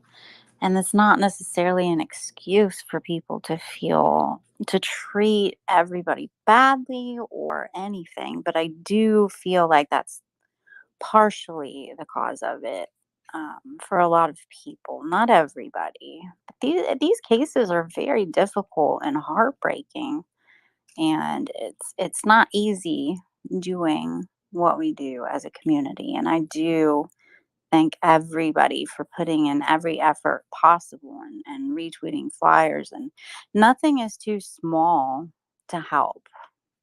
That's for sure. I mean, I got so many like DMs and stuff for people like that were giving me, hey, like I just saw this on the map. You might want to check out this area. And I checked out probably 95% of it. I just ran out of time, or not ran out of time, but we found, or not we, they found Kylie, and but I really was, and I appreciate everybody's input and suggestions, and like we're talking about, well, here's like a landfill, and here's like areas that I had not thought of, and that's all huge help. And I didn't have time to get back to every single person, but I mean you're fully part of the search, So thank you, to everybody anybody that just cares, anybody that just cares enough to even monitor the case, like it's just putting good energy out there. So thank you, everybody. Have a great night. I'll give Sarah the last word because she usually has something quite positive to say. I just wanted to say thank you for. All right, guys. So that was, I found that on Twitter, and it was from, it says Rose as the host. Rose and Sarah.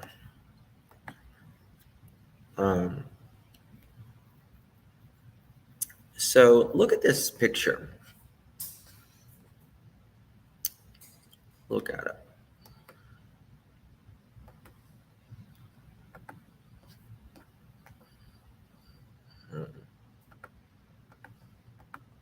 Let me share this.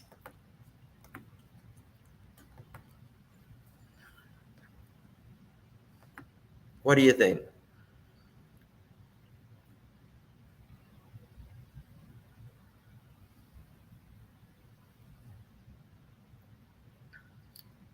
Now,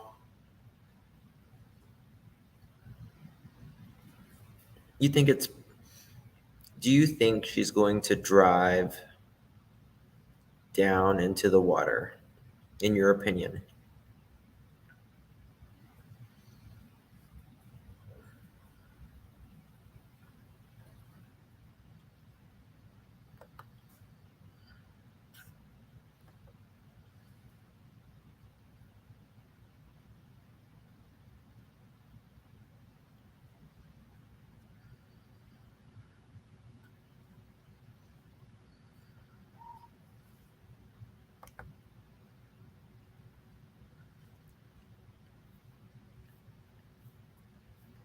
I mean,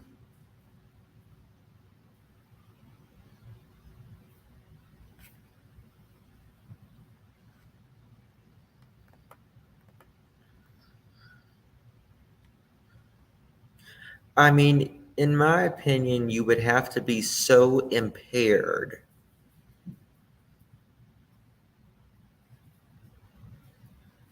that you don't remember. It's like you're on autopilot. Oh, is it a okay? You would have to be very impaired. However, now I understand alcohol affects everyone differently.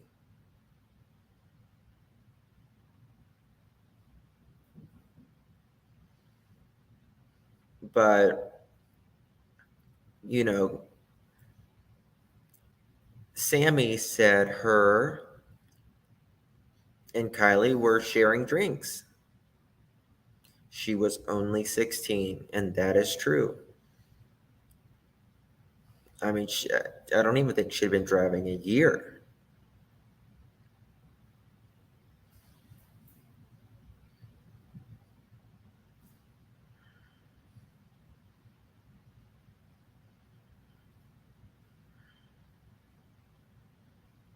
What makes no sense to me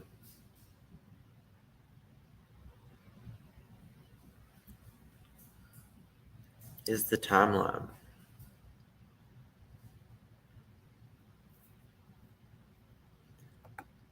I think so too, Selena.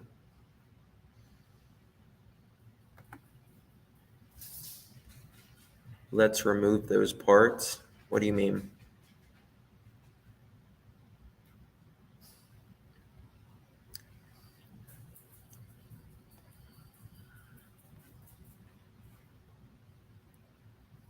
Every parent's worst nightmare. Absolutely. I don't know how to do the polls on YouTube.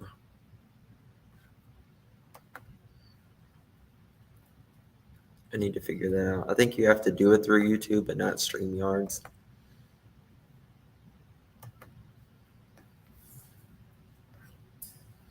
Hold on, let me show you this.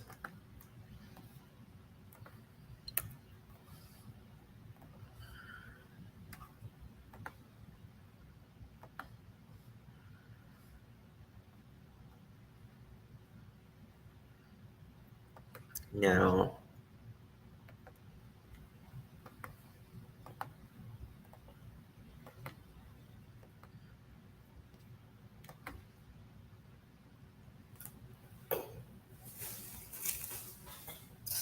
this right here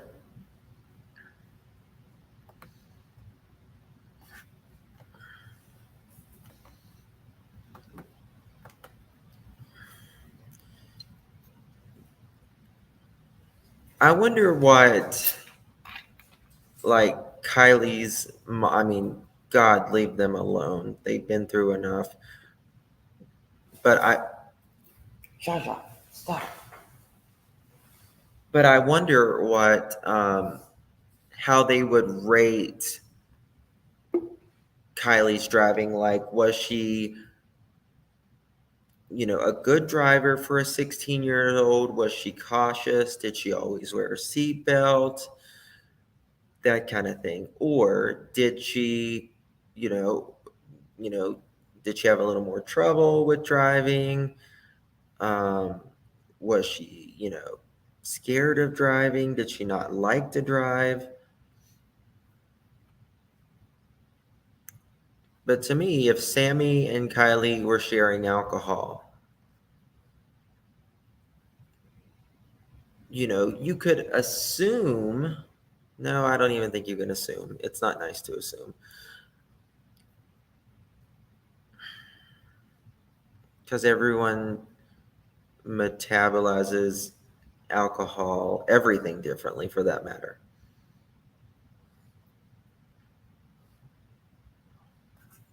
But, you're going down, you're up here and you're going down here. Broom, broom, broom, broom, broom. And then you have to make like literally a sharp cut, like a sharp cut, and then go over, and then over, and then down. Start up here, going down the hill, down the hill, down the hill, sharp right, straight over.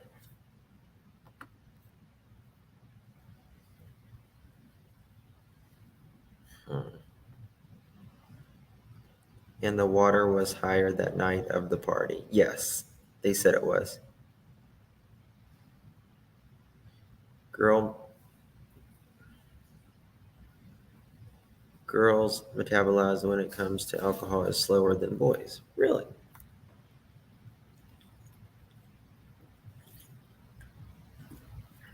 Unless she was doing beer bongs, etc., she would have to drink a lot. Like, okay.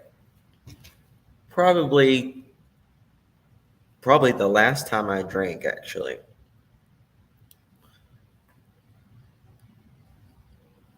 was maybe 11 years ago. I was on a cruise ship. I got done, honey. I drank, and I'm a lightweight when it comes to drinking, but I just didn't quit all night. And I'd never been that drunk before. I was on a cruise ship and was dancing, having a good time. And like I was so drunk, I had an excursion the next morning, and I literally woke up in the bed staring at the ceiling, and I was still drunk. And I was still, like, I woke up spinning. I was like, oh, But even then, but everyone's different, to be fair. We have to be fair about it. Because if we're not, fair and balanced with these cases, we're never going to learn the truth. We can't just be, 100%, something happened, or 100% nothing did. We are just literally trying to come up, with, I don't want to say the pros and the cons, but, just trying to find out answers, really. We're just speculating. And speculation is not facts, but I just, you just want to work through this.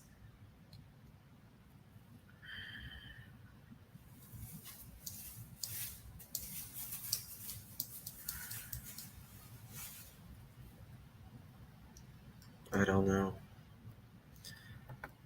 I'm a lightweight, and when it comes to drinking, I don't drink hardly at all, even when Yeah, me either. I've never been much of a drinker personally, but that night I was.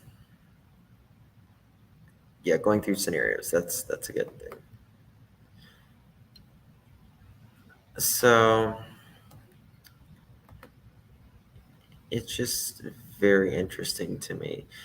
I mean, when the cars are parked, like literally so close. Apple Maps show roads through water.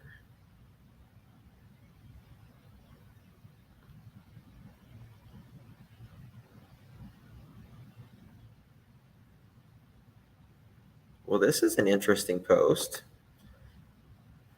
Hold on.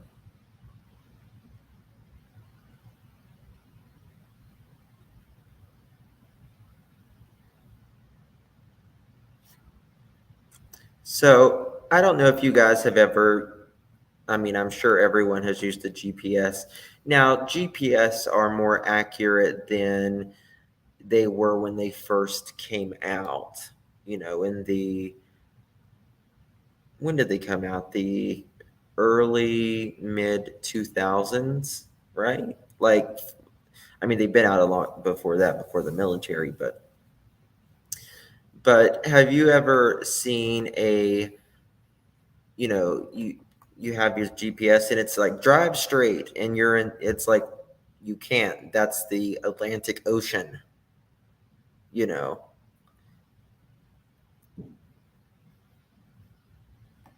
So someone put, and I mean, you're drunk, it's possible, and you're young as well. But this is a road, this blue thing, right? But these darker green parts are lakes. Now I don't think this is um I don't know, it says pro campground, so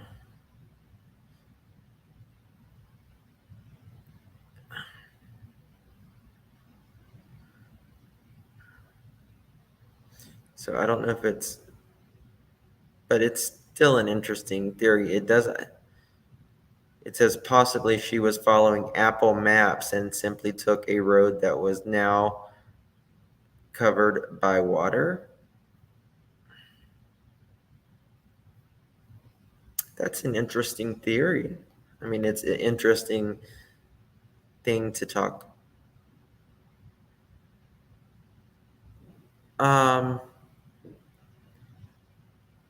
Dark color is land. Well, what's the light color?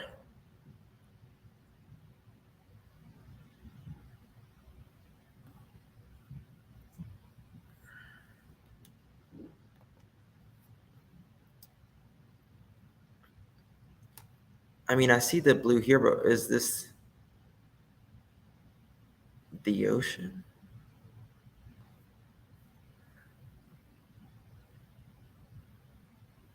iPhone.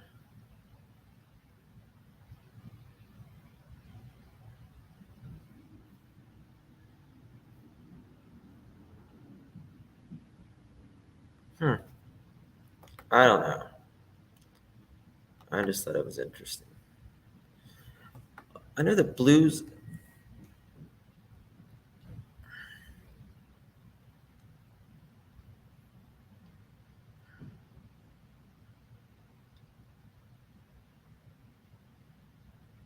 I don't know. Well, the blue couldn't be the ocean because they're in the. The blue is not the ocean.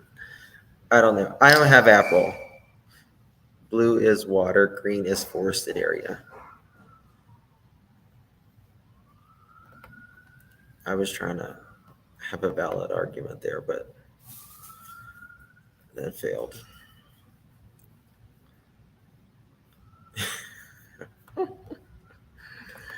Oh my God. I don't have Apple. You would think someone would put that on, I guess nobody figured that out.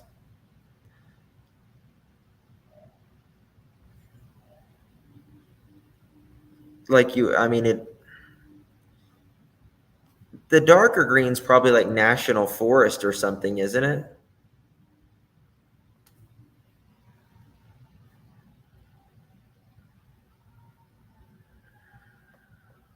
She a daughter.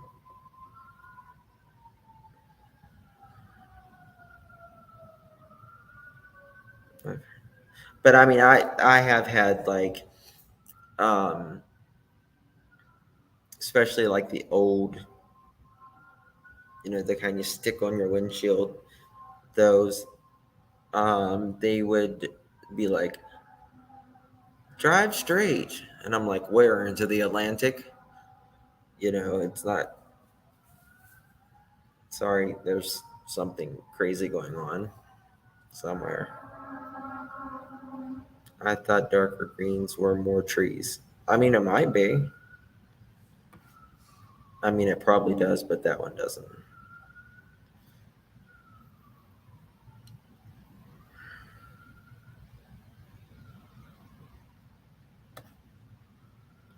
It was said, where was that comment?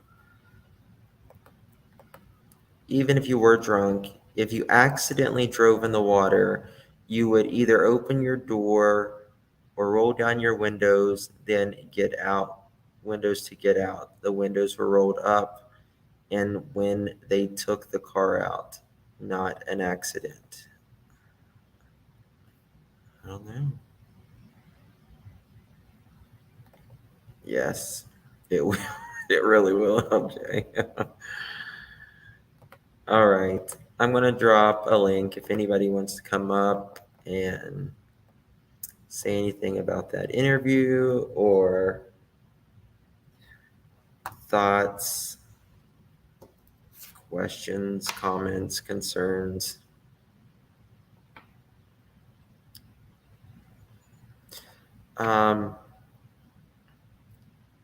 They say, like if you are like get in water, the first thing you're supposed to do is roll down the windows. Roll down the windows, which they should, even if they're electric. Hey, Camille, can you just turn your camera on for a second, dear?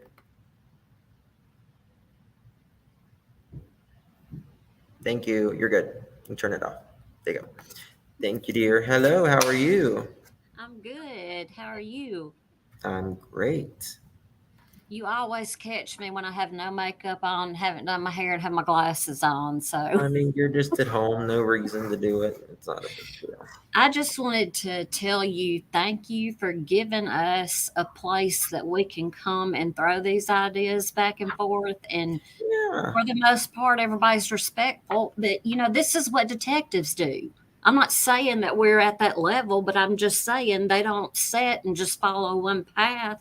Somebody's saying, well, what if this, or what if this? Same thing with lawyers. My dad would be like, okay, you're going to do the opening and you're going to get me the the motive of why it was done. That's what I want you on. Absolutely. We just kind of help. It kind of helps, I think, to be able to throw it out there. I have no problem with bouncing. I mean, that's the only way you work out a theory. Yes. That's the only way you can work out a theory, work out an idea. I have no problem with it on my channel. The only thing that I want people to know, whatever I'm saying, is that we are just working this out, bouncing ideas. This is not a fact if we are bouncing ideas. Now, if I'm reading you something or I know something, I'll state it as a fact. But right. The first thing people have to understand is, there's a difference in fact and not. You have to exactly. know what fact is. And there's a lot of channels, that some have covered this and everything. And I know that you get down deep and you fact check, you look for things. I have been on every night watching you, watching what you've come up with, listen and thinking. I mean, like every time you'd say something, I would be like, oh my gosh, that could so, like you said, just thoughts. Yeah, And I know it takes a lot out of you when you come to a sad ending like this. it does. So be It looking does. in the Yes. mail Friday. You have 2 happies coming from me to show Oh, thank you. appreciation for being so You're great to all of us all the time. Thank you. You're a doll. I really appreciate you. Yes, Sandy, I'm going to pull it up. I will pull it up. How to? Everyone needs one of those like window breakers and stuff too. Keep it on your keychain or Oh gosh, yes, that was next the to your biggest door. thing I've ever seen. I don't know how he got that window to break that like that. It's I don't either, but I mean, a windshield is hard to break. They're very hard to break, Yes, except when you're going down the road and a rock hits it and it dings it really good for you. yeah, that always seems to happen. Well, I was in a car accident one time. The whole windshield went out, but it's got that like I don't know, like a cellophane kind of material in it. And I remember shutting my eyes as hard as I could, when I saw like it was like a white went across and it busted it out. I mean, and this is terrible to admit, but I was drunk one night and I had locked my keys in my car and I was too scared to call my parents. And I had some high heel wedges on. I took them suckers off and tried to break a window, and I beat that sucker all night long. It never did break. It didn't have a scratch. I mean, so windows are not easy to break. That's so funny. Well, That's I'll hop hilarious. down and let somebody else up, but I just wanted to thank you because, like I said, I know this takes a toll on you and your kids are starting school, but you have stuck with it and been with us every night, not just this case, on all of them. And you don't give us a bunch of bullshit.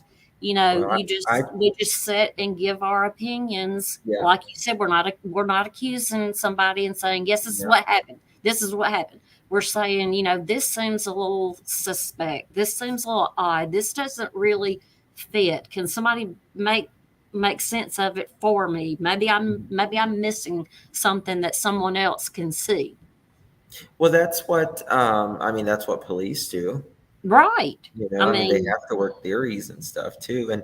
And if if it's not a fact, when you get down the road, you throw it out and find it till you get it. So it's just, I don't know. It's crazy. Yeah. Well, thank you, Justin. Thank you, my love. You have a good evening. I appreciate you, Camille. Okay, I appreciate you. Thank you. Bye-bye. I don't know what he thinks now, Elena. I have no idea. Yes, if you guys don't have one of those windshield breakers, get one. Get one. Because nobody thinks it's going to happen to them until it happens to them. And I pray to God you never have to use it. Pray that you never have to, but we never know. We just never, ever know.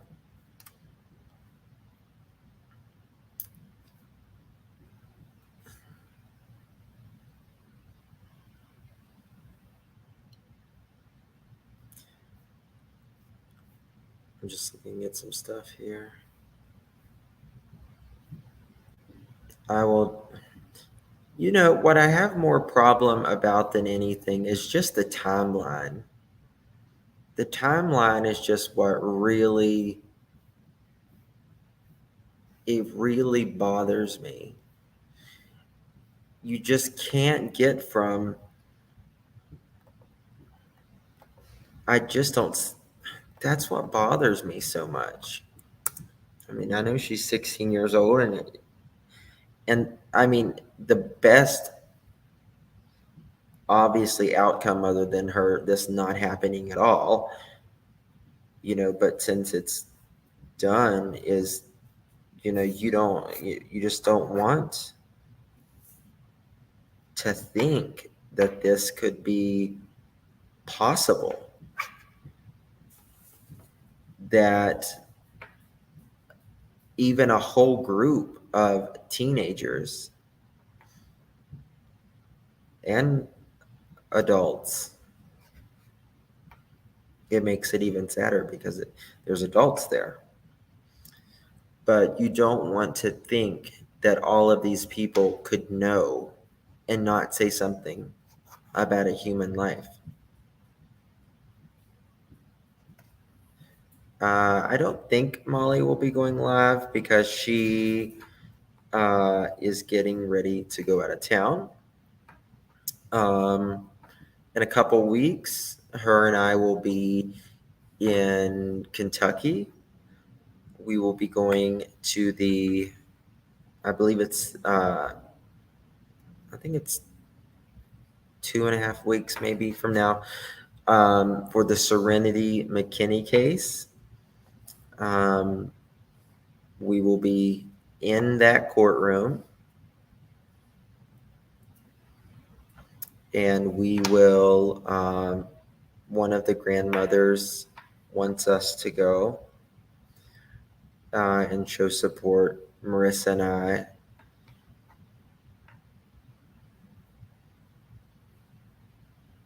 Oh, perfect, Saucy. Great.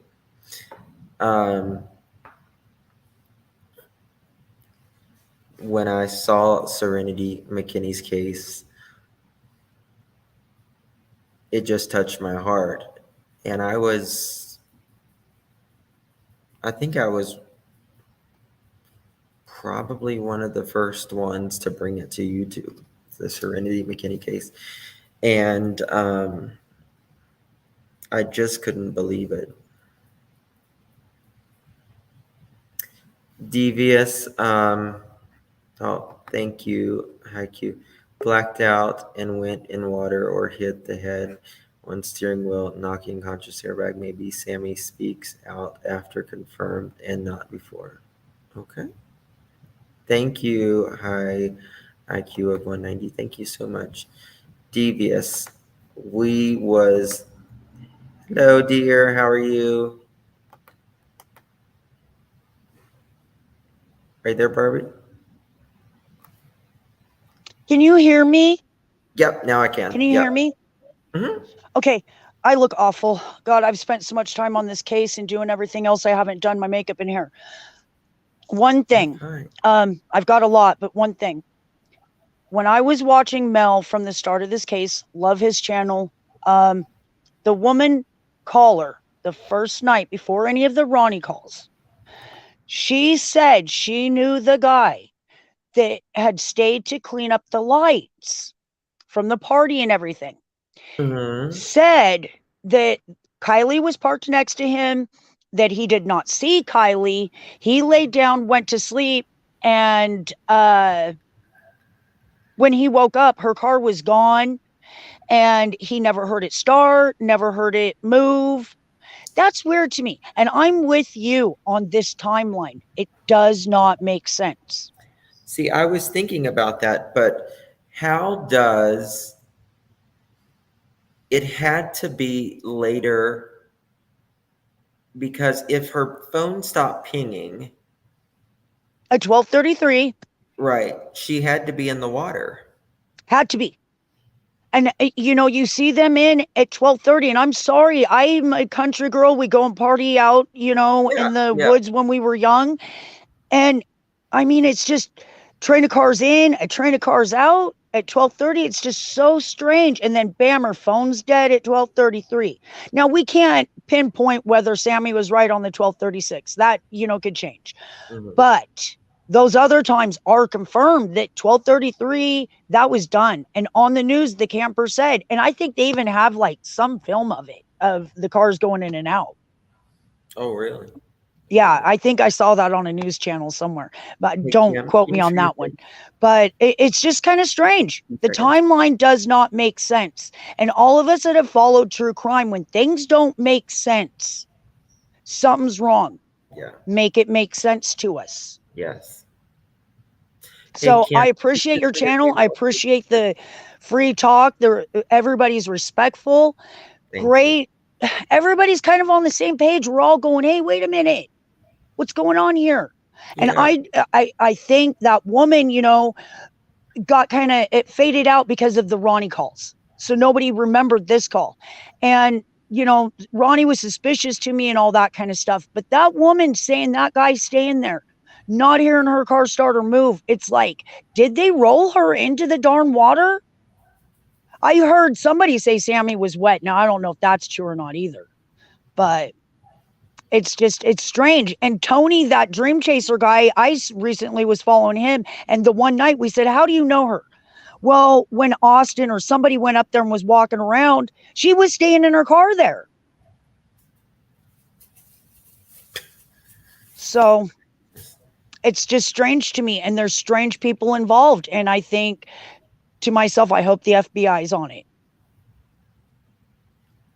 Did I lose you guys? No.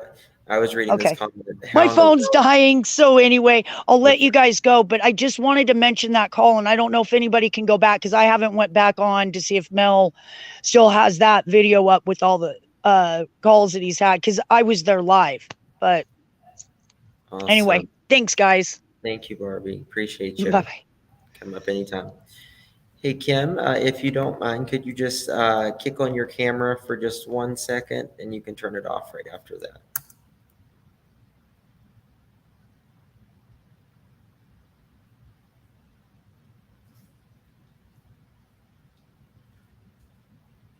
Kim?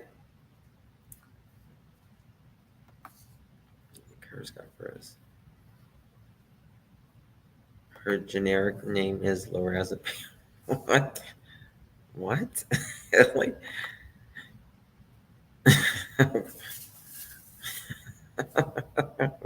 that's funny, Ellie.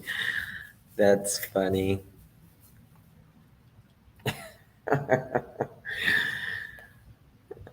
Santa May. Her generic name is Lorazepam. Hey, Kim, can you show your face for 1 second? And then you don't have to show your face on.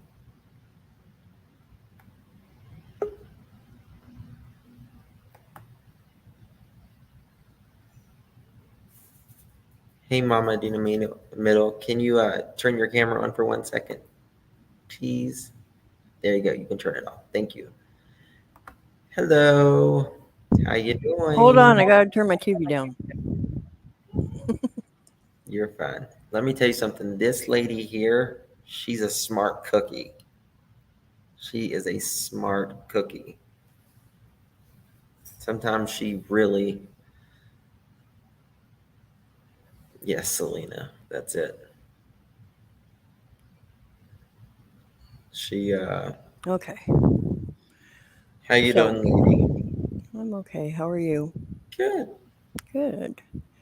I have so many thoughts right now, but I can't get my mind off Sammy because she has said so many things in all the different interviews and articles I've read. The one that the things that stick out to me most are when she said that she talked to Sammy or Kiely in the daytime, and they had told her mom that Kiely was going to be a designated driver. That's how Lindsay would let her go to the party. Oh. Yes. Where did you hear this? Where did you hear this? It was in an article, interview, a news interview.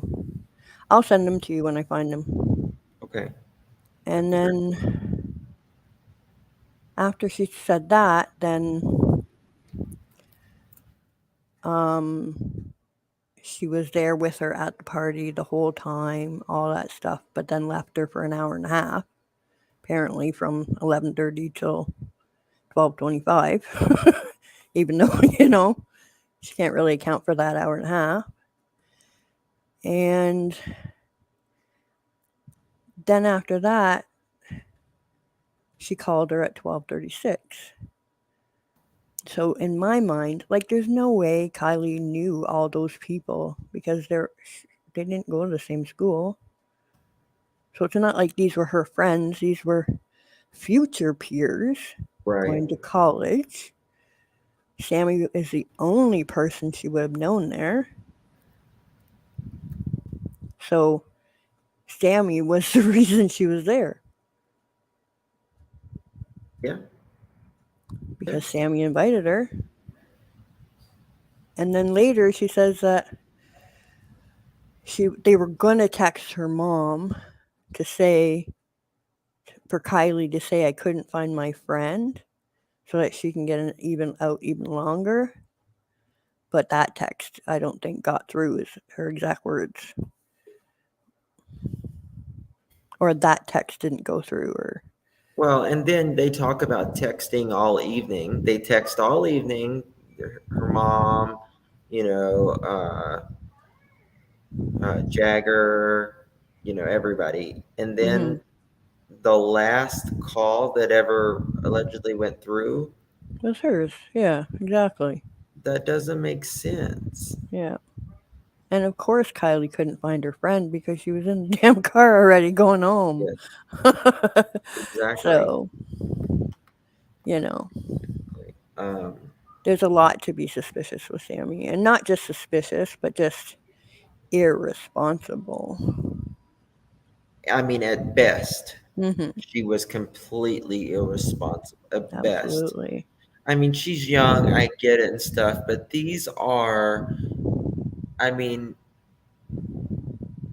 first of all, kids aren't supposed to do adult things. That's true.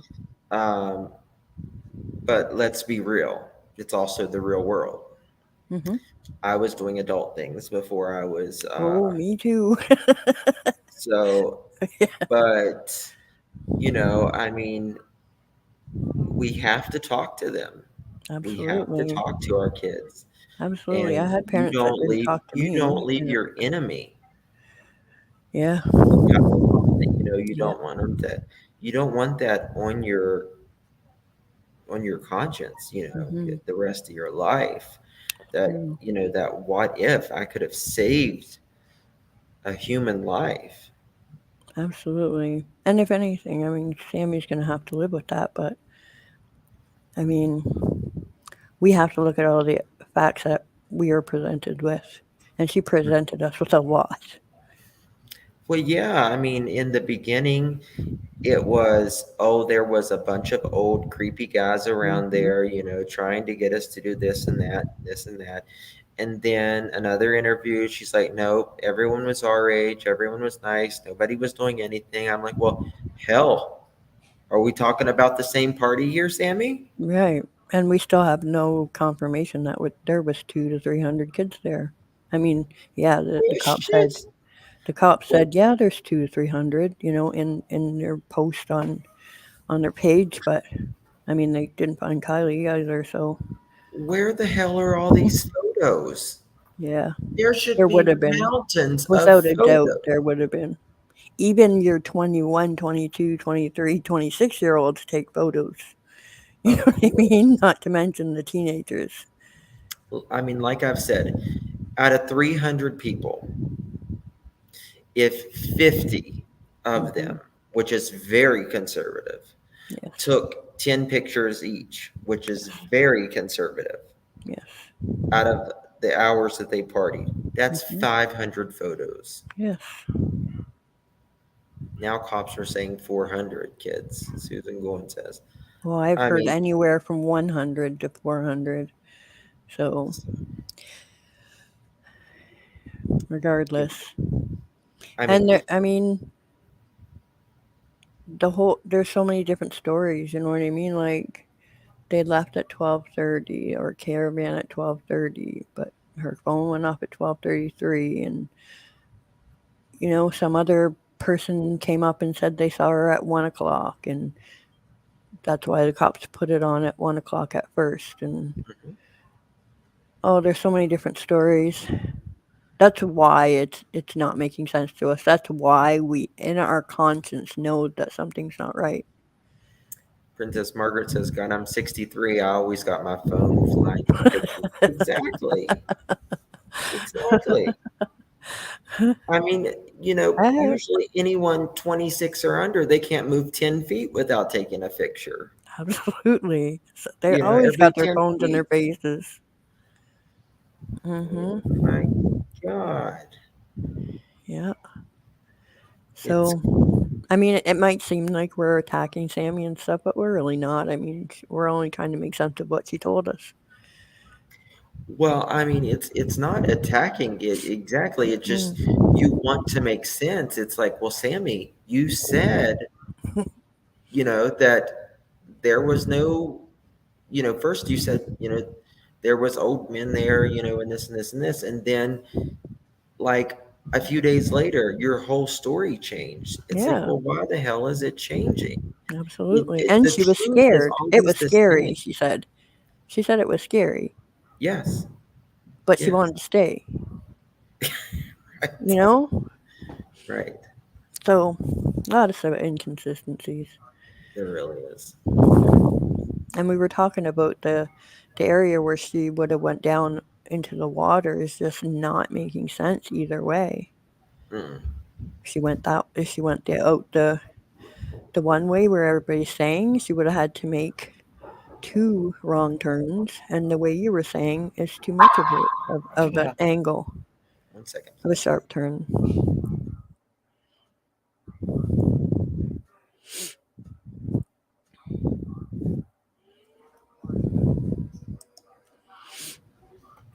Sorry about that. Hey, no worries. So, it's, I don't know.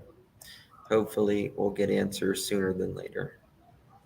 But it's going to take some time, I'm sure. But hopefully there'll be a press conference tomorrow. I'm really hoping there will be a press conference tomorrow. Yeah, and it's going to take a while for all the investigation to go through, though. So I'm thinking it's going to be at least a couple of weeks before they even have anything to talk about. Congratulations, Rebecca. She gets her state certification in peer recovery support in mental health and addiction this week. Congratulations. Wonderful. Wonderful to hear. Okay, well, thank you so much for coming up, my dear. I appreciate you. No worries. And you take care. You too. I appreciate you. I'm going to close it down. I've been in here for 4 hours and 9 minutes. Yeah, I'm repainting my bathroom and putting beadboard up, so I got work to do. I'm procrastinating. Okay, I know. I don't know if I like stuff.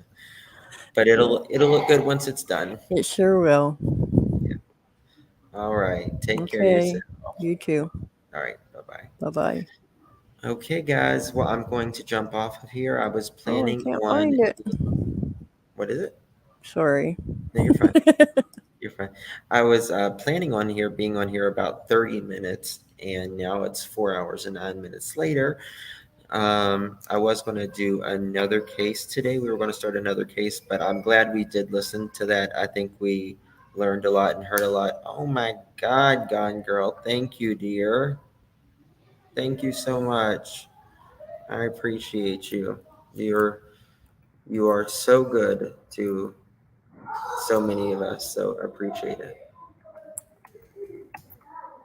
Thank you, my dear. God bless you. I appreciate you.